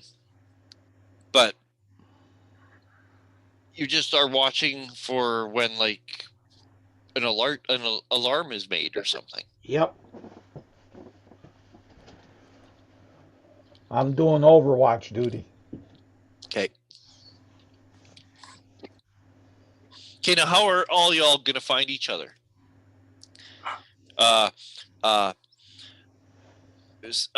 Nicodemus and Far Eye, and then Silence and the Goblins. Are you guys just not really gonna worry about it? What's the sight like? Like, is it really dark? Because as a tiefling, I can see in the dark. Well, partial darkness. Okay, yeah, but it turns darkness into dimness, and there is like light obscurement because of precipitation, because like the sleet, freezing rain. It's not. So visibility is not great at all because pass without trace. It helps you guys to stealth, but it makes things hard to see. So you guys are all really good at stealthing, but it's all really hard to see. We're probably just going to end up bumping into each other. Yeah, I'm going to just search like every little possible goblin hole where they could hide up and hide. I'm just going to like physically reach and touch. So I'll be like, taking a 20 on searching the ship as I go forward on the side where they would have climbed up. Shoot, I haven't heard that term in a I don't while. find 15 minutes. I'm letting the pass without trace just drop. And still physically hand feeling for goblins in any nook or cranny they could have stuck behind on my way to the front of the ship.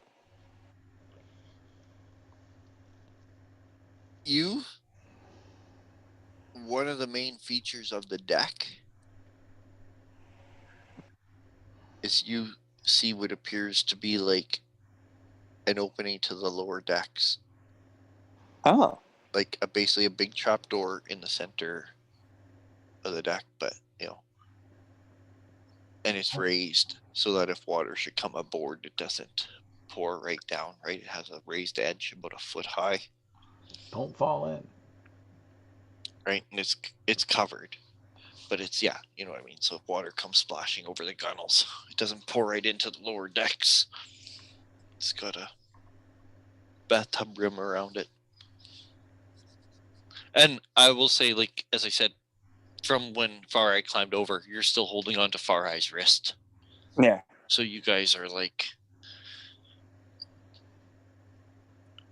you know where each other are, can communicate through body language that way somewhat. Like, hey, come here, yanks and tugs, nudges and pulls. So you kind of see that, you kind of see where that is, and you're like, do you want to go over to there? Yeah, I'll take a look down. It's closed. Okay. Never mind. I won't. Does it look like it's difficult for a... Sorry about that. Does it look like it would be difficult for goblins to lift it? Is it heavy? No. Oh, so they could have went down there? I don't think they did, though. They wouldn't go any deeper without us. They would just be hanging on the side of the ship, just, waiting for us to come find them.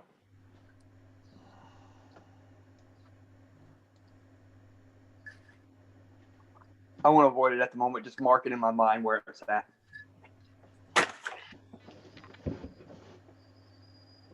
Continue to search for the goblins. Silence. You just see, like, the open deck. There doesn't appear to be anything or anyone. There's no light. Like, the ship isn't running with lights. It's dark. And your dark vision in Dungeons and Dragons, we're not talking real life. We're talking Dungeons and Dragons, because you got to draw a line somewhere. When it's dark out, you're blinded. Okay. Okay? It even says, on an average night, even with the moon out, in Dungeons and Dragons terms, it's dark. You're blinded. Even with the moon. Wow. So, it says on a full, maybe on a full moon, on an especially clear night with a layer of fresh snow on the ground, you could call that a dim night. Now, what you have as a tiefling is dark vision. It bumps up your vision from dark, which is blinded, to dim, which means, well, now you have disadvantage on perception because it's dim light, which means a dim room, or like light fog will give you, so it's always like clear, disadvantage, or not at all. That's their three categories. So that's, you said as a tiefling, yeah, your tiefling, it bumps it up from it's dark, which means you're blinded, to it's dim. There's still disadvantage. Everything's still in black and white. Okay. Everything is still hard to see. So you just see this deck because there's precipitation, so the sky is dark. There's precipitation, so your vision is lightly obscured. It's nighttime, so it's blackout. There's no stars, there's no moon, there's nothing. So with your dark vision, you can see just the deck of the ship, and you see one main feature of the deck is that you could see, like, where there is, like, appears to be a door or a trap door to go to the lower decks, and you can see that it's above a raised edge, so that if water should splash onto the deck, it doesn't go pouring down. About a foot high. And the cargo thing itself is like a barn door, like two big double doors, but it's just closed in the center.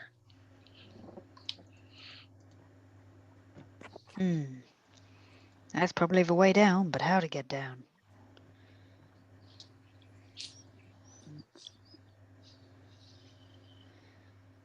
Okay, I shall slowly make my way over there. So when it opens up, right, it's like, you know, a considerable size, right? Because it's, like I said, like a barn door. So it's almost like each door has got to be almost like, you know, I don't know, like almost like 8 by 10. Like they're big. Like the area that the door makes, it would be like a small room. It'd be about 20 by 25 feet. 10 by 12. Sure. Yeah. Because they're big cargo doors to the lower decks, right? And they're just swung shut.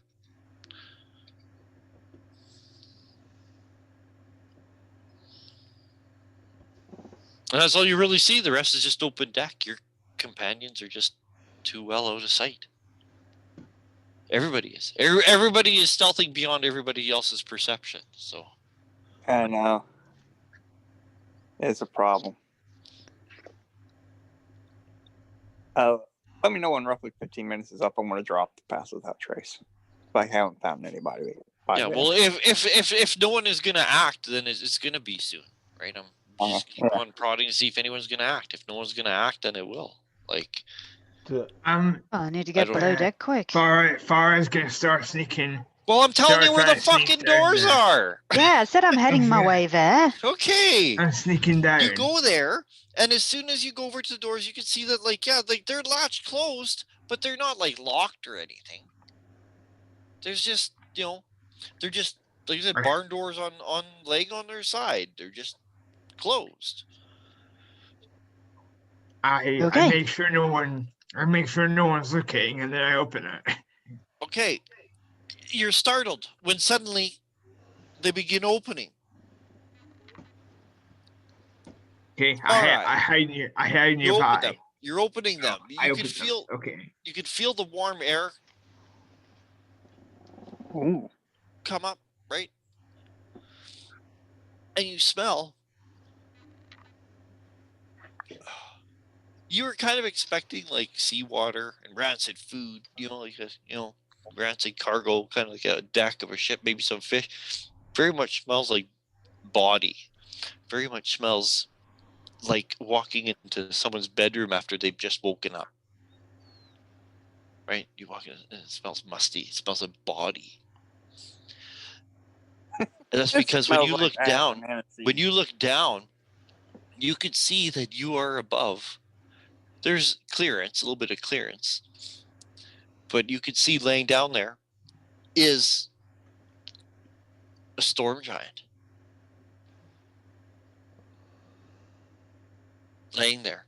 And you could see that. All right, guys, let's get down there. Upon his wrists and upon his ankles, there are massive metal shackles. In fact, it looks similar to your armor, I think. I think they're mithril. I'm not sure. I'll look it up.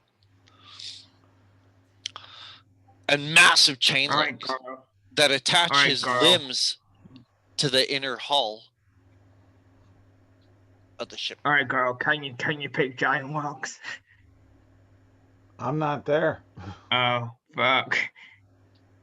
I'm up on the bow doing overcover.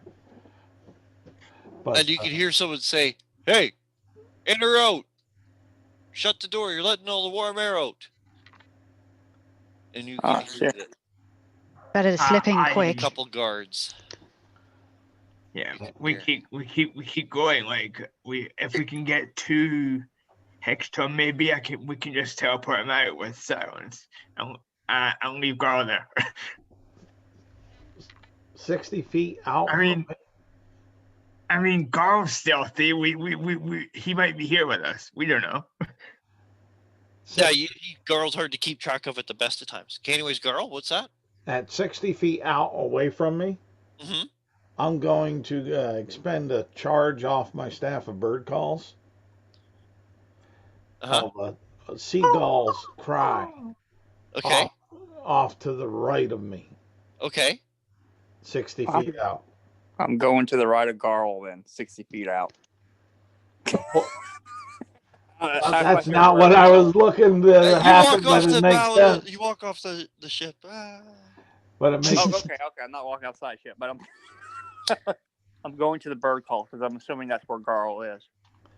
and my intent was to distract the guards, the orcs that are up on deck. Well, dude, I was just gonna say that, like yeah, the four that are on the forecastle, when they hear like the seagull, they are one of them's kind of like, what the fuck was that? They're kind of like, a bird out this far. They're like, well, maybe, I don't know, maybe the wind blew it on. They are talking about it. Like, there's nothing else to talk about, right? You just gave them something to talk about. Yeah, I'm just trying to Yeah. give my compatriots maybe a little additional cover so eyes aren't looking directly down that way, since uh, pretty much we heard, shut the door, it's cold out there, you letting the heat out. Mm-hmm. So yeah, time to slip in. Yeah, we slip in and close the door. Okay. You can. There's a ladder right there to go down. It looks like that they probably like squeezed Hecaton through this center, this big cargo hatch, lowered him in, laid him down, and it doesn't even like take like. Well, here, Far Eye, roll me Arcana.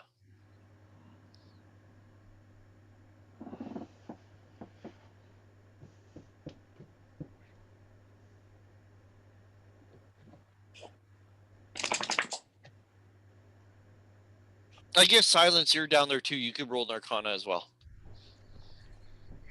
All right.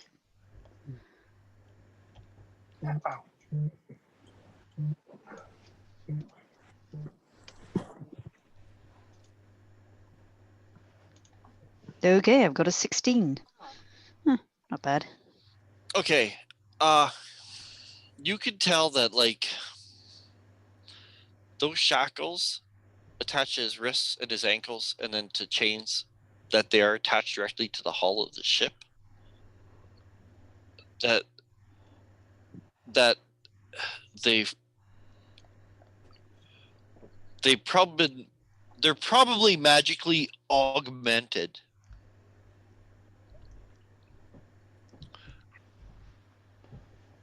All right, so if I blow that conch, we're taking the whole boat with us.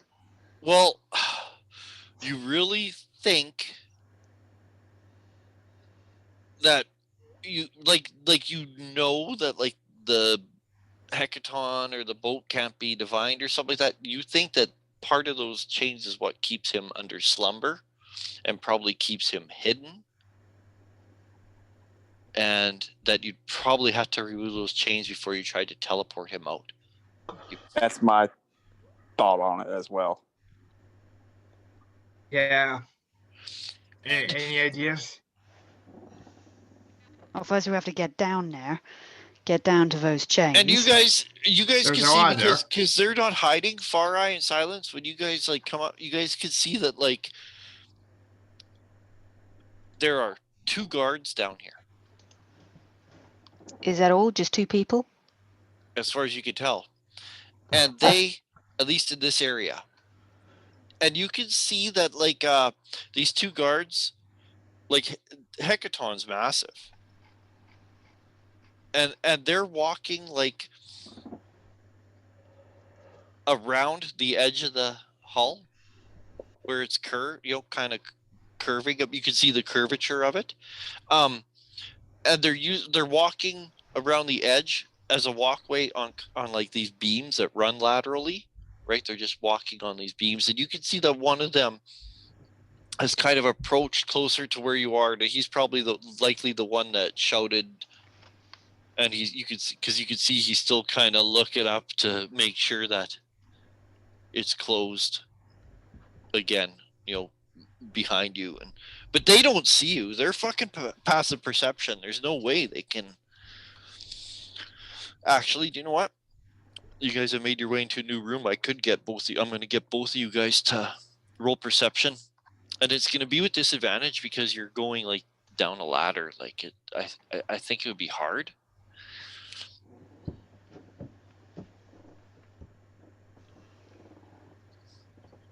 So Silence and Far Eye, would you please roll me a stealth with disadvantage? So it'll be roll die 20 for you, Silence, twice, take the lowest, and then add your 15. Why disadvantage? Because you're going down a ladder. Okay. Lowest is 15. Add 15? Yeah. Okay. So that'll be 22 is about 30. disadvantage. Yeah. And you, Silence? Okay, so that was take lowest roll and then add what? 15. Just wanted to make sure. Yeah. Thought I heard 5. Okay, so rolled 15. Yeah. Plus 15. See? Yeah. Why with disadvantage? Because you're climbing down a ladder, and because, like you said, I'm just doing it because, my God, like there's nothing like. So, and once it closes, the guy kind of like reassuredly turns around and he kind of goes back to the other guy. They're both kind of standing near Hecaton's head. The guards. Can I see a his key head, on the his guards? head, Because his head is at the I stern. assume the What's that? What? What'd you say? Can I see a key on the guards? Because I assume this key's got to be massive as well, right? No, they don't have a key. If anything, the captain has a key. They wouldn't have multiple keys. There'd be a key. All right, where's the captain? Or maybe in the captain's chest or somewhere. But there's a key somewhere on the ship. You could try to break the chains, but I'm assuming they're kind of magic, and that's not going to work so well. Well, they're also mithril, he says. Oh, so you could probably pray you could that's cut going to work. You're confident. I mean, you've chopped stuff before. You could probably chop them, but once you start chopping, I do have a +2. I do have a +2 magic great axe, right? Yeah. So Hey, it's probably. If anything could do it, it'd be that. But I don't know. I have my worries about it. Not to mention that once you it's start just the chopping fact back, that once you start chopping, there's no stealth. you're no longer stealthing. Yeah. It's I recall I was playing with some guy once who was like, okay, I was describing a tomb that was closed up by a big rock, like, Jesus or something. It was like, one of those huge, massive 10-foot tall rocks, and and he was like super strong or something. So I was like, yeah, I suppose if you roll really well with disadvantage, you can move the rock to the side to see in the tomb. And so he did that. And I was like, okay. And he's like, I was like, all right, I move it. And I look in, what do I see? And I was like, 2 shadows come out and attack you. He's like, how'd they see me, man? I was stealthed. How long has it been since rolling a giant rock? How long has it been since I heard them the voices say close it? Oh, rounds like rounds. Yeah, Okay. Only like. And I don't hear any other sound. No, just no. There's no alarm has been set up. No nothing. These guys are just. Garl will be a little bit worried for his love. And he will go ahead and he'll, I think is that a bonus action? But Garl will shoot one of the guards. God damn. And I also forgot about the captain's quarters, but I don't even know where they are now. Yeah. Anyways, irrelevant. Not irrelevant, but if you want to find the captain's quarters, just tell me. No, I don't want. Because I have no clue where it is. You guys already might have walked right by. I'm looking. And didn't describe it. I don't know. I'm looking to cause. But there is a captain's quarters somewhere. Let's say it's either in the forecastle or aft castle. Sounds. That's what I thought. I thought it would be under the aft castle. Yeah, it'd be in one of them. And I'll go ahead and shoot one of the guards. and then I'll command my drift globe to light up. So, and let's see here. I think that would take care of all my plausible actions that would be righteous to do. Okay, well, you want to shoot one of them? Shoot one of them. Yeah. Well, I'm trying to get maybe the guards that are down below to come up and everybody to show how many there are there. That will be a 19. Oh yeah, you hit him. Okay. And wrong thing. Take that out, and I need a D8. Boom. And that will be, because I didn't take my sharpshooter minus on it because I didn't claim it. That will be 12 points of piercing, rather. Describe dropping this guy. I see him out marching about, looking for the seagull, and I don't hear my compatriots, mainly silence, my betrothed, and start getting worried. And so I hit him in the eye with my bolt, and it goes and pokes just barely through the back of the skull.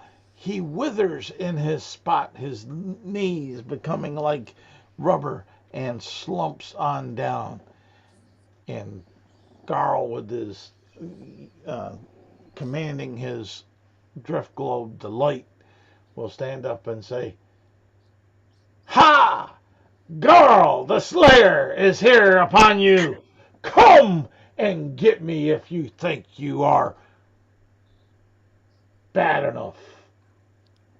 So, Nicodemus, Farai.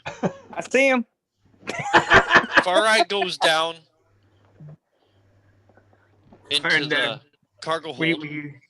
We could really use Gar right now. And you're not even like, you don't even know that he's with Silence. So I know he went that way, but I'm still looking for everybody else. And I found. And I was gonna say, shortly after that, you literally stumble into Gobbo and Snert. Oh, awesome!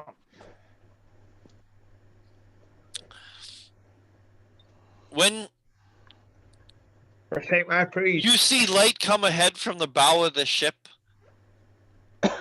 and you hear, "Hey, that sounds like Garl." As the bow of the ship lights up, and then all of a sudden you hear, as like, "Alert! We've been boarded!" And bosun whistles and stuff, and commotion begins. People have been alerted.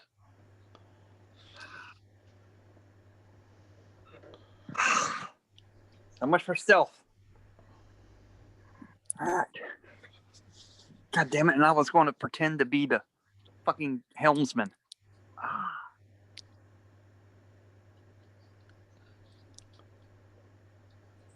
Well, it's definitely going to show how many people we got.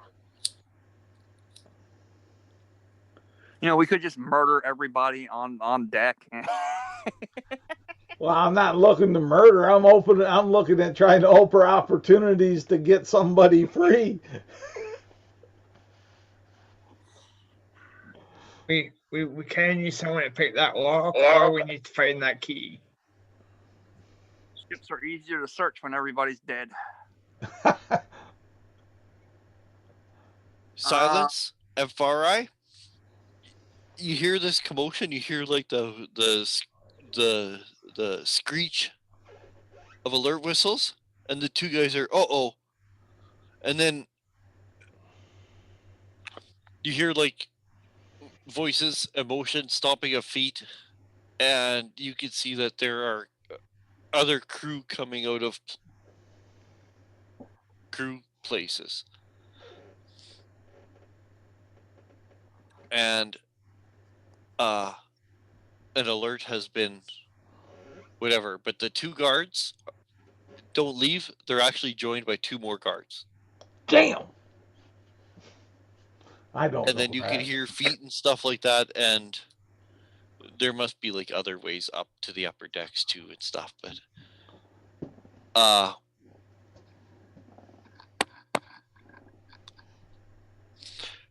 shortly after you hear, "What's going on?" You can hear like somewhere, you guys can all hear the voice shout, and you hear it coming from, as you said, Michael, the aft castle. And you can hear shouting voices against the wind and stuff.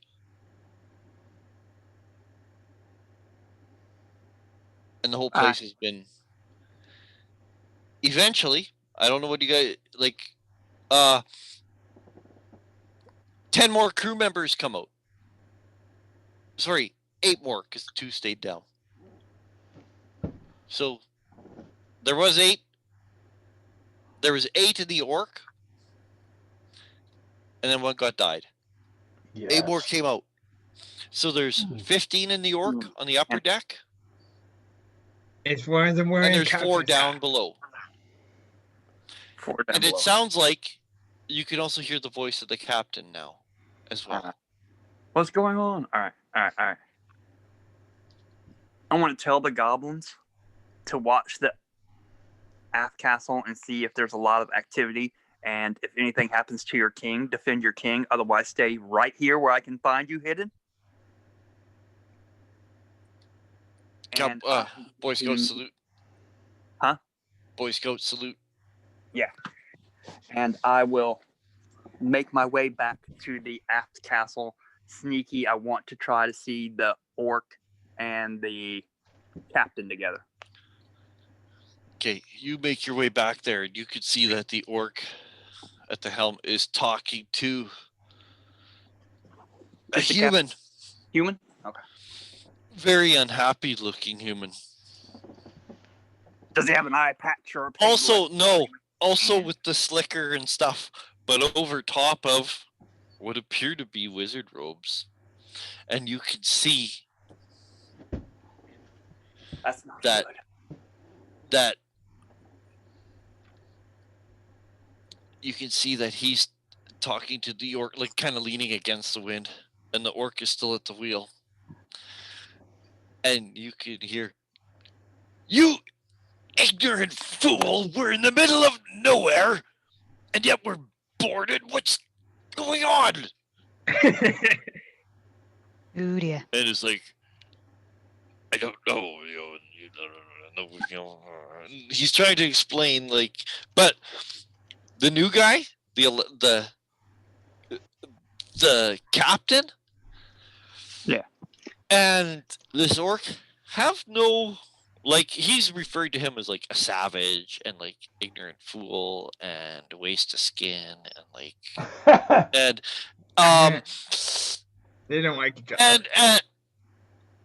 And the orc is just like on like holding back like the fucking like just on the verge of rage, right? Like he just, they have no love for one another. Not at all. Girl, here's the perfect time to aim for that wizard. I know, but I gotta wait. I wonder what the distance is. He's on the forecast. The other one's on the aft castle. He just can't see him. Well, the human, he's got to have some sort of light, doesn't he? Nope. Okay. Well, I got some light, but with the drift globe, but I'm not using daylight. I'm using just regular light, so it's like a kind of like a torch. Oh, and like you can see Michael, like he's so mad, like he's just like, and he tells like, and like I said, once these other 8 guards, he's like, tells him, he's like, sweep the deck and let and bring anyone who's do your trickery shit. Maybe we can get them fighting each other.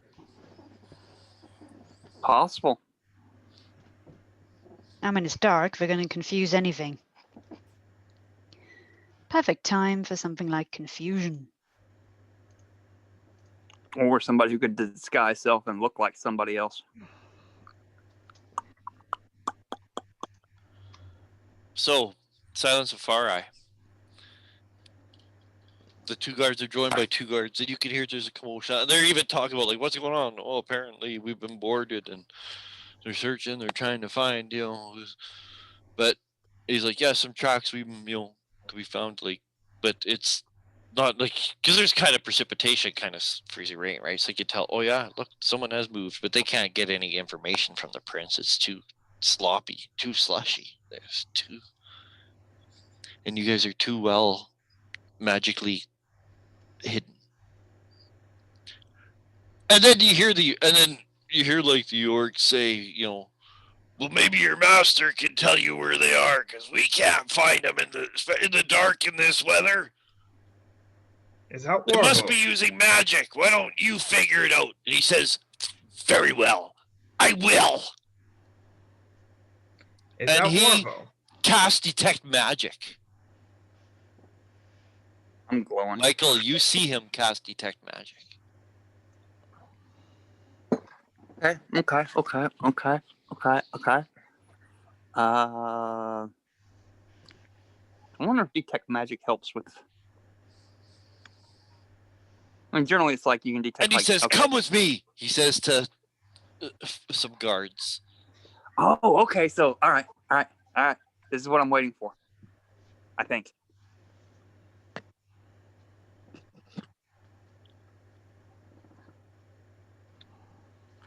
I want to position anything around there, whichever direction he goes. I want to keep out of sight, physical sight, behind barrels, bass. I don't know, anything. Right? Crawl if I need to. But whatever direction he leaves the helmsman from, I then want to approach the helmsman.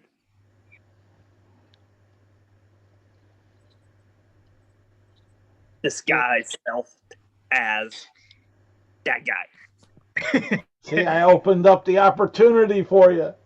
Yeah, as soon as they're separated, I want to then approach the helmsman as that guy. Now that I can see him. I'm just curious about the concentration and stuff here at the moment, so I'm looking up. And I'm reading Detect Magic. Huh? And I'm reading Detect Magic. Okay.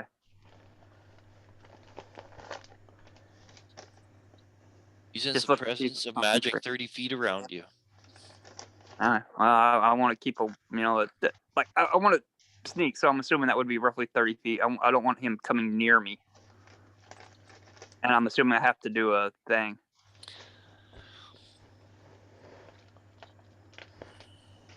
It's not concentration.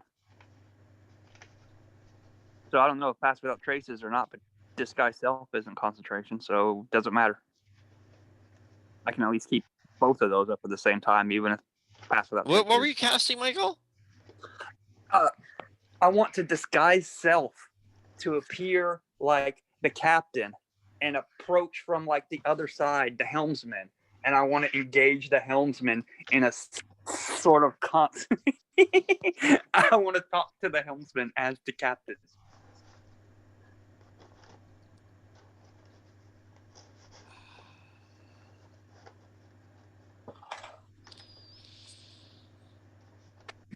Captain's probably going to find us though, because we don't know the same magic is up.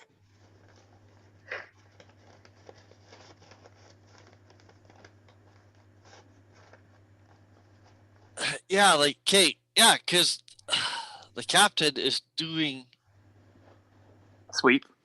Yeah, a sweep. So I'm just trying to figure this out in my head. And I just want to avoid the captain and I know. When he's out of sight, and then approach the helmsman, Disguise Self as the captain.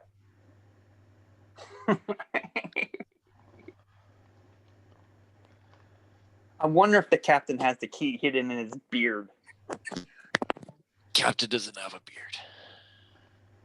He's Have a fucking well-shaven, fucking- short haircut wizard. He doesn't have a peg leg. He doesn't Nope. have an eye patch. He doesn't have a hook. No, the only Doesn't thing even is have a that you do freaking catch a beard. How about glimpse when Panther? he's looking around and you're like trying to avoid him. You know, Does he it's even have a pair? almost humorous on this side of the, because they're making a sweep and you're like, It's Mission Impossible. yeah. To stay out of the range of his detect magic. Because, like, I know you've accessed that spell, so if you were like didn't, maybe there'd be like a roll to know how far away to stay, or It's on my spell but list. you know, yeah, I know, but you know it. So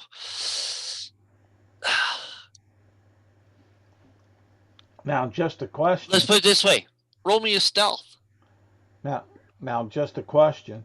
Hmm. Would he be focusing at my drift globe, which is magical, and he would see and maybe not see the magic, but see? Oh, the there's light? other guards coming there. Okay, but I'm just Yeah. asking if that may impact. Yeah. What, Tell you the truth, I forgot about the drift globe, but how many guards have we seen? Like, how many are on the ship? Can we see? okay, I said it already. Ryan, we're downstairs. We can't see all the Yeah, guards you can see assembling at the four. You top. see 4 downstairs. There are 4 downstairs, but we can't see all of them at the top. You can hear a lot of footsteps up top, though. You'll see them when they're laying dead on the deck. Okay, Michael. Yes. You're kind of heading to like the aft castle, and the captain's quarters is under the aft castle. You're like, hey, there's the captain's quarters. That's probably the captain's quarters. Fucking go in. Roll me stealth. 31. Okay, you go in. You can slip in. I want to fucking ransack it. All right. Is there a chest? What? I'm just going to ransack it looking for the key. Okay, I'll tell you.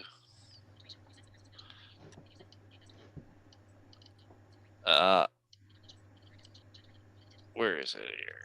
Do I even Yes. have like lock picking skills? I don't think I have lock picking skills.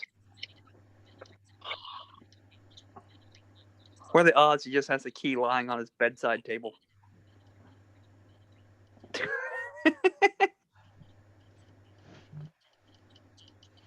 This is comical.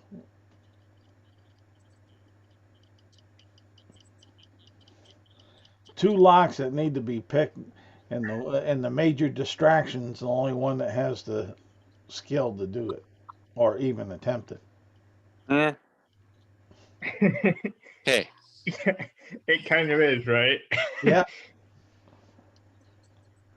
Okay, this You gotta room. get down The here, first, the first thing you get from this, Michael, Huh? is a room is a fucking mess. Oh god. Like the clothes are like hanging out of the wardrobe, and the bed isn't made. There's charts and nautical fucking like papers like all over the place. Shoot, you ransacking may make it look neater. Shoes. There's empty wine bottles rolling around on the floor. The furniture looks like it's like bolted down and shit like that, but like the bottles are rattling around between like a chair leg and Wine the wall. bottles? He's not even has rum? I mean, what kind of a captain is he? Panty waist. Oh, and you can see that on the floor there's a knife laying on the floor next to a bunch of wood chips next to the words carved into the floor. Like it actually looks like he was sleeping on the floor. Like that's the only clear spot on the floor. It looks like he was sprawled out on the floor, carving this into the floorboards. What do you carve? Dragon, Imrith, sisters, betrayal. Oh, treachery, not betrayal. Dragon, Imrith, sisters, treachery. Cool.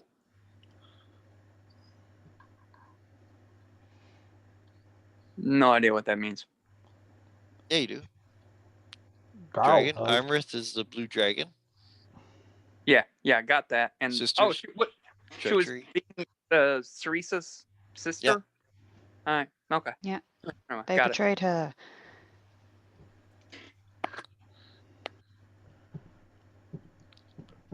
Evil stepsisters.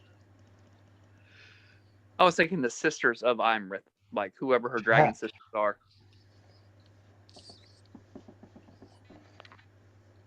We'll slay them too. Like she was going to betray her sisters, like her dragon sisters, not like she was pretending to be the sister of Ceresa. I definitely want to take that knife.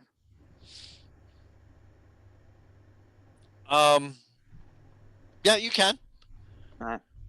It's a knife, not a dagger. If you wanted to use it, it would be a die 3. Fair enough. But a quick look around, no key. No, but even like in the trunk, honestly, it's just like fucking robes Look in and the an trunk. old pair of boots, and like it's just junk. Everything is just junk and just personal belongings of an unhappy man. Any Looks squid like paraphernalia? Like the other guy had the mark of the squid bastard. The headboard of his bed is the nicest thing in here, and it's a giant like carving. It's a carving of a giant squid, but it's like beautiful.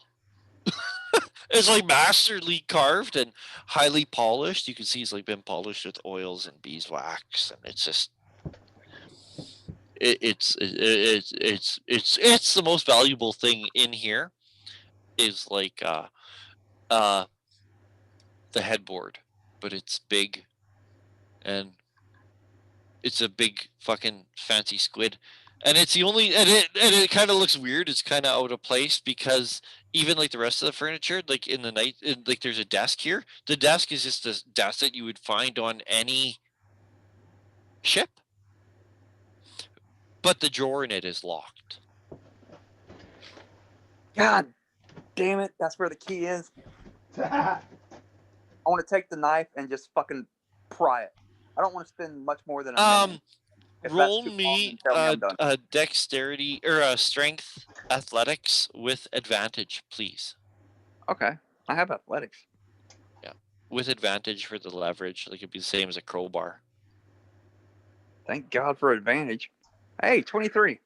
Oh yeah, It's you're either totally a 5 able. You're totally able. You actually just pry the face of the drawer off. Just lever it off. Yeah. You find in there a spell book. Ooh, that's going in the that's going in the backpack.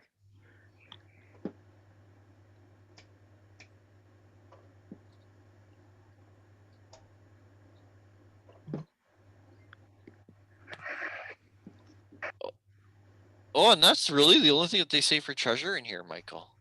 I got a message. Far Eye casts ascending to Garl, letting him know what's going on downstairs, I'm assuming, and asking if he's okay. You have a few words to reply if you wish, Garl. Oh, okay. Garl will respond back to that. I'll type it in for you. Garl responds. Oh, which chat is it on? Messenger. Oh, Messenger. Okay, that's why I'm not seeing it. Garl's just gonna. He'll say, "I have a diversion going on for you. Be safe. Be sound." Garl responds.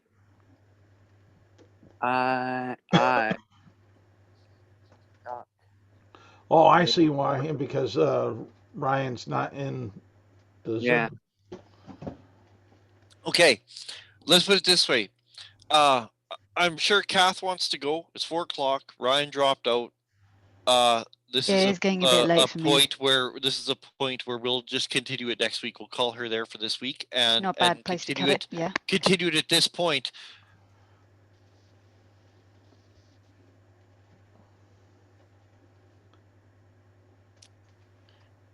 So that's like I said. There's Okay.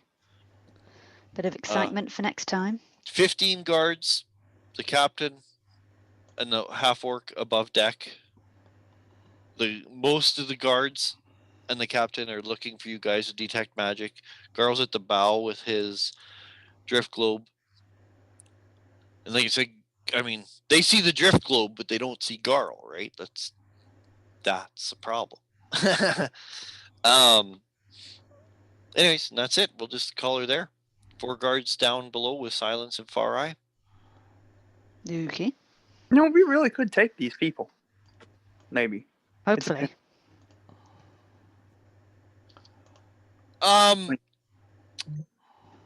We do have a certain lack of fireball. Yes. Well, Yeah, I believe so this is class a matter for dismissed, next Kath. time. Yeah. But that's where, we'll leave it there. So we'll be like right in the kind of middle of action. Today was getting action started. I was going to milk the whole sea voyage, but I'm like, there's kind of, I was rolling encounters and even then I'm like, but that damn ship,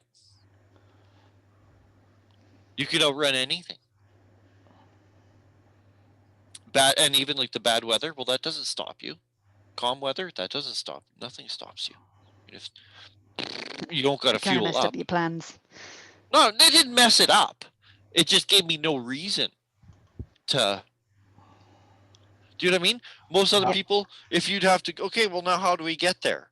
Well, now we got to find a ship. Well, it talks about if you got to find a ship, and it gives you like all these other examples of ships and crews and stuff that you can get, through a faction to take you, or, and then you could go, and then you got to do all like the sea stuff because you're only on a sailing ship now. So now, you get overtaken by pirates, or, you get attacked by Sahagwin or whatever it is, right? That shit matters. And then, there's a storm, so you got to make sure that all this, well, when you guys are like magically moving at 8 miles an hour, you don't need fuel. You don't ever got to worry about fuel or your vehicle tiring, right? It's elemental. It's just, we'll never, you know what I mean? Can you imagine if you had a car that, just could always go? You never had to fuel it. You never had to maintain it. You never had to fix the engine. You never had to. And you always had somebody, awakened to drive. Right. Yeah, the car industries will go out of business. Yeah. Yeah, well, I had fun. I'm afraid I'm going to have to leave, so everyone stay safe, stay alive. Right. See you next week. Wash your hands.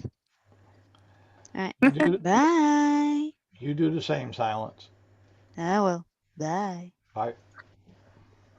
It was like a meme I posted on Facebook. I'm back. Oh, you're back. And we just called her quits, Ryan, because of the time. And I'm like, well, you dropped. The time is done. Or the time is this time. We just let Kath go. But Kath is the only one to have left. We just left. We just quit. Okay. Because I'm going to leave it there with you and Kath below deck. There's 4 cards and Hecaton. And then everybody else is up on the deck. Michael just found the guy's spell book. I don't know. I was hoping to find the key, but hey, the spell book will be, Michael, you properly assessed it. The only ones that are of any real concern are probably going to be the captain and maybe the half orc. Everybody else is just a guard, a sailor, a pirate. Well, and to meta, they're just the cultist. Cultist. All right, there you go. Yeah.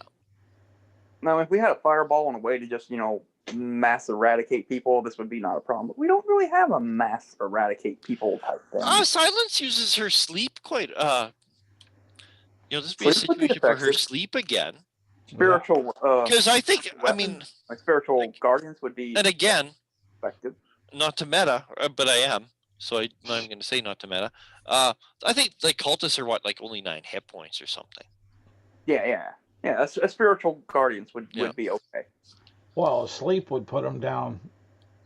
I'll put down a number of them. Yeah. 5d8. What is that? Like 20 hit points would look at like 2, maybe 3 at best. But you only Okay. got 4 that are down in the hold. Yeah. Yeah, she upped it. I've seen her up it before, where she could probably put down 4 or 5 of them. Not to mention the rainbow hypnotic pattern. Mm-hmm. Oh yeah, her classic. Yeah, that's good crowd control. Yeah. Like I said, the only ones to worry about are, and again, to meta, he is the archmage.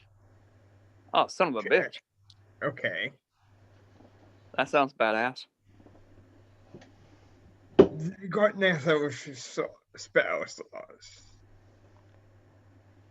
Look, just FYI, my plan now, since I was just going to do this, but then you're like, hey, there's the captain quarters. I'm like, okay, never mind. I'll search here first to see if the key's there.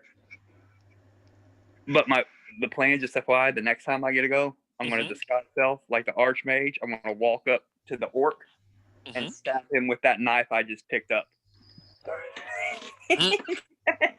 And say that this whole alarm is just a mutinous attempt by him and his mates, and you're going to die for it. And just, I'm assuming he'll fight back, in which case I will flee like the devils and do some more stuff. So that, fuck that archmage. Just to build enmity between the two of them. Yep. That's what it sounds like. If archmage just comes up and starts accusing him of trying to run a mutiny and stabbing him with a knife several times, he's not going to be happy. He's going to go looking for blood for the archmage. And I'm okay with that. Unless the first mate's anything special, he's probably going to die though quickly. Hey, I don't know how many of these cultists are on the half orc side as opposed to his side. Maybe it doesn't really go into that. Yeah, but just, let's say 50-50 then, right? And who cares? Let them fight it out, and whoever's left, we then deal with that.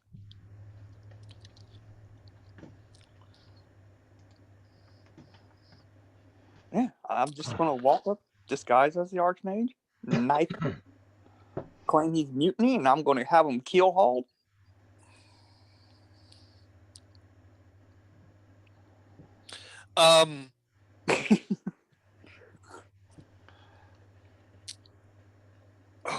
Sometimes I wish I was just a player. I want to help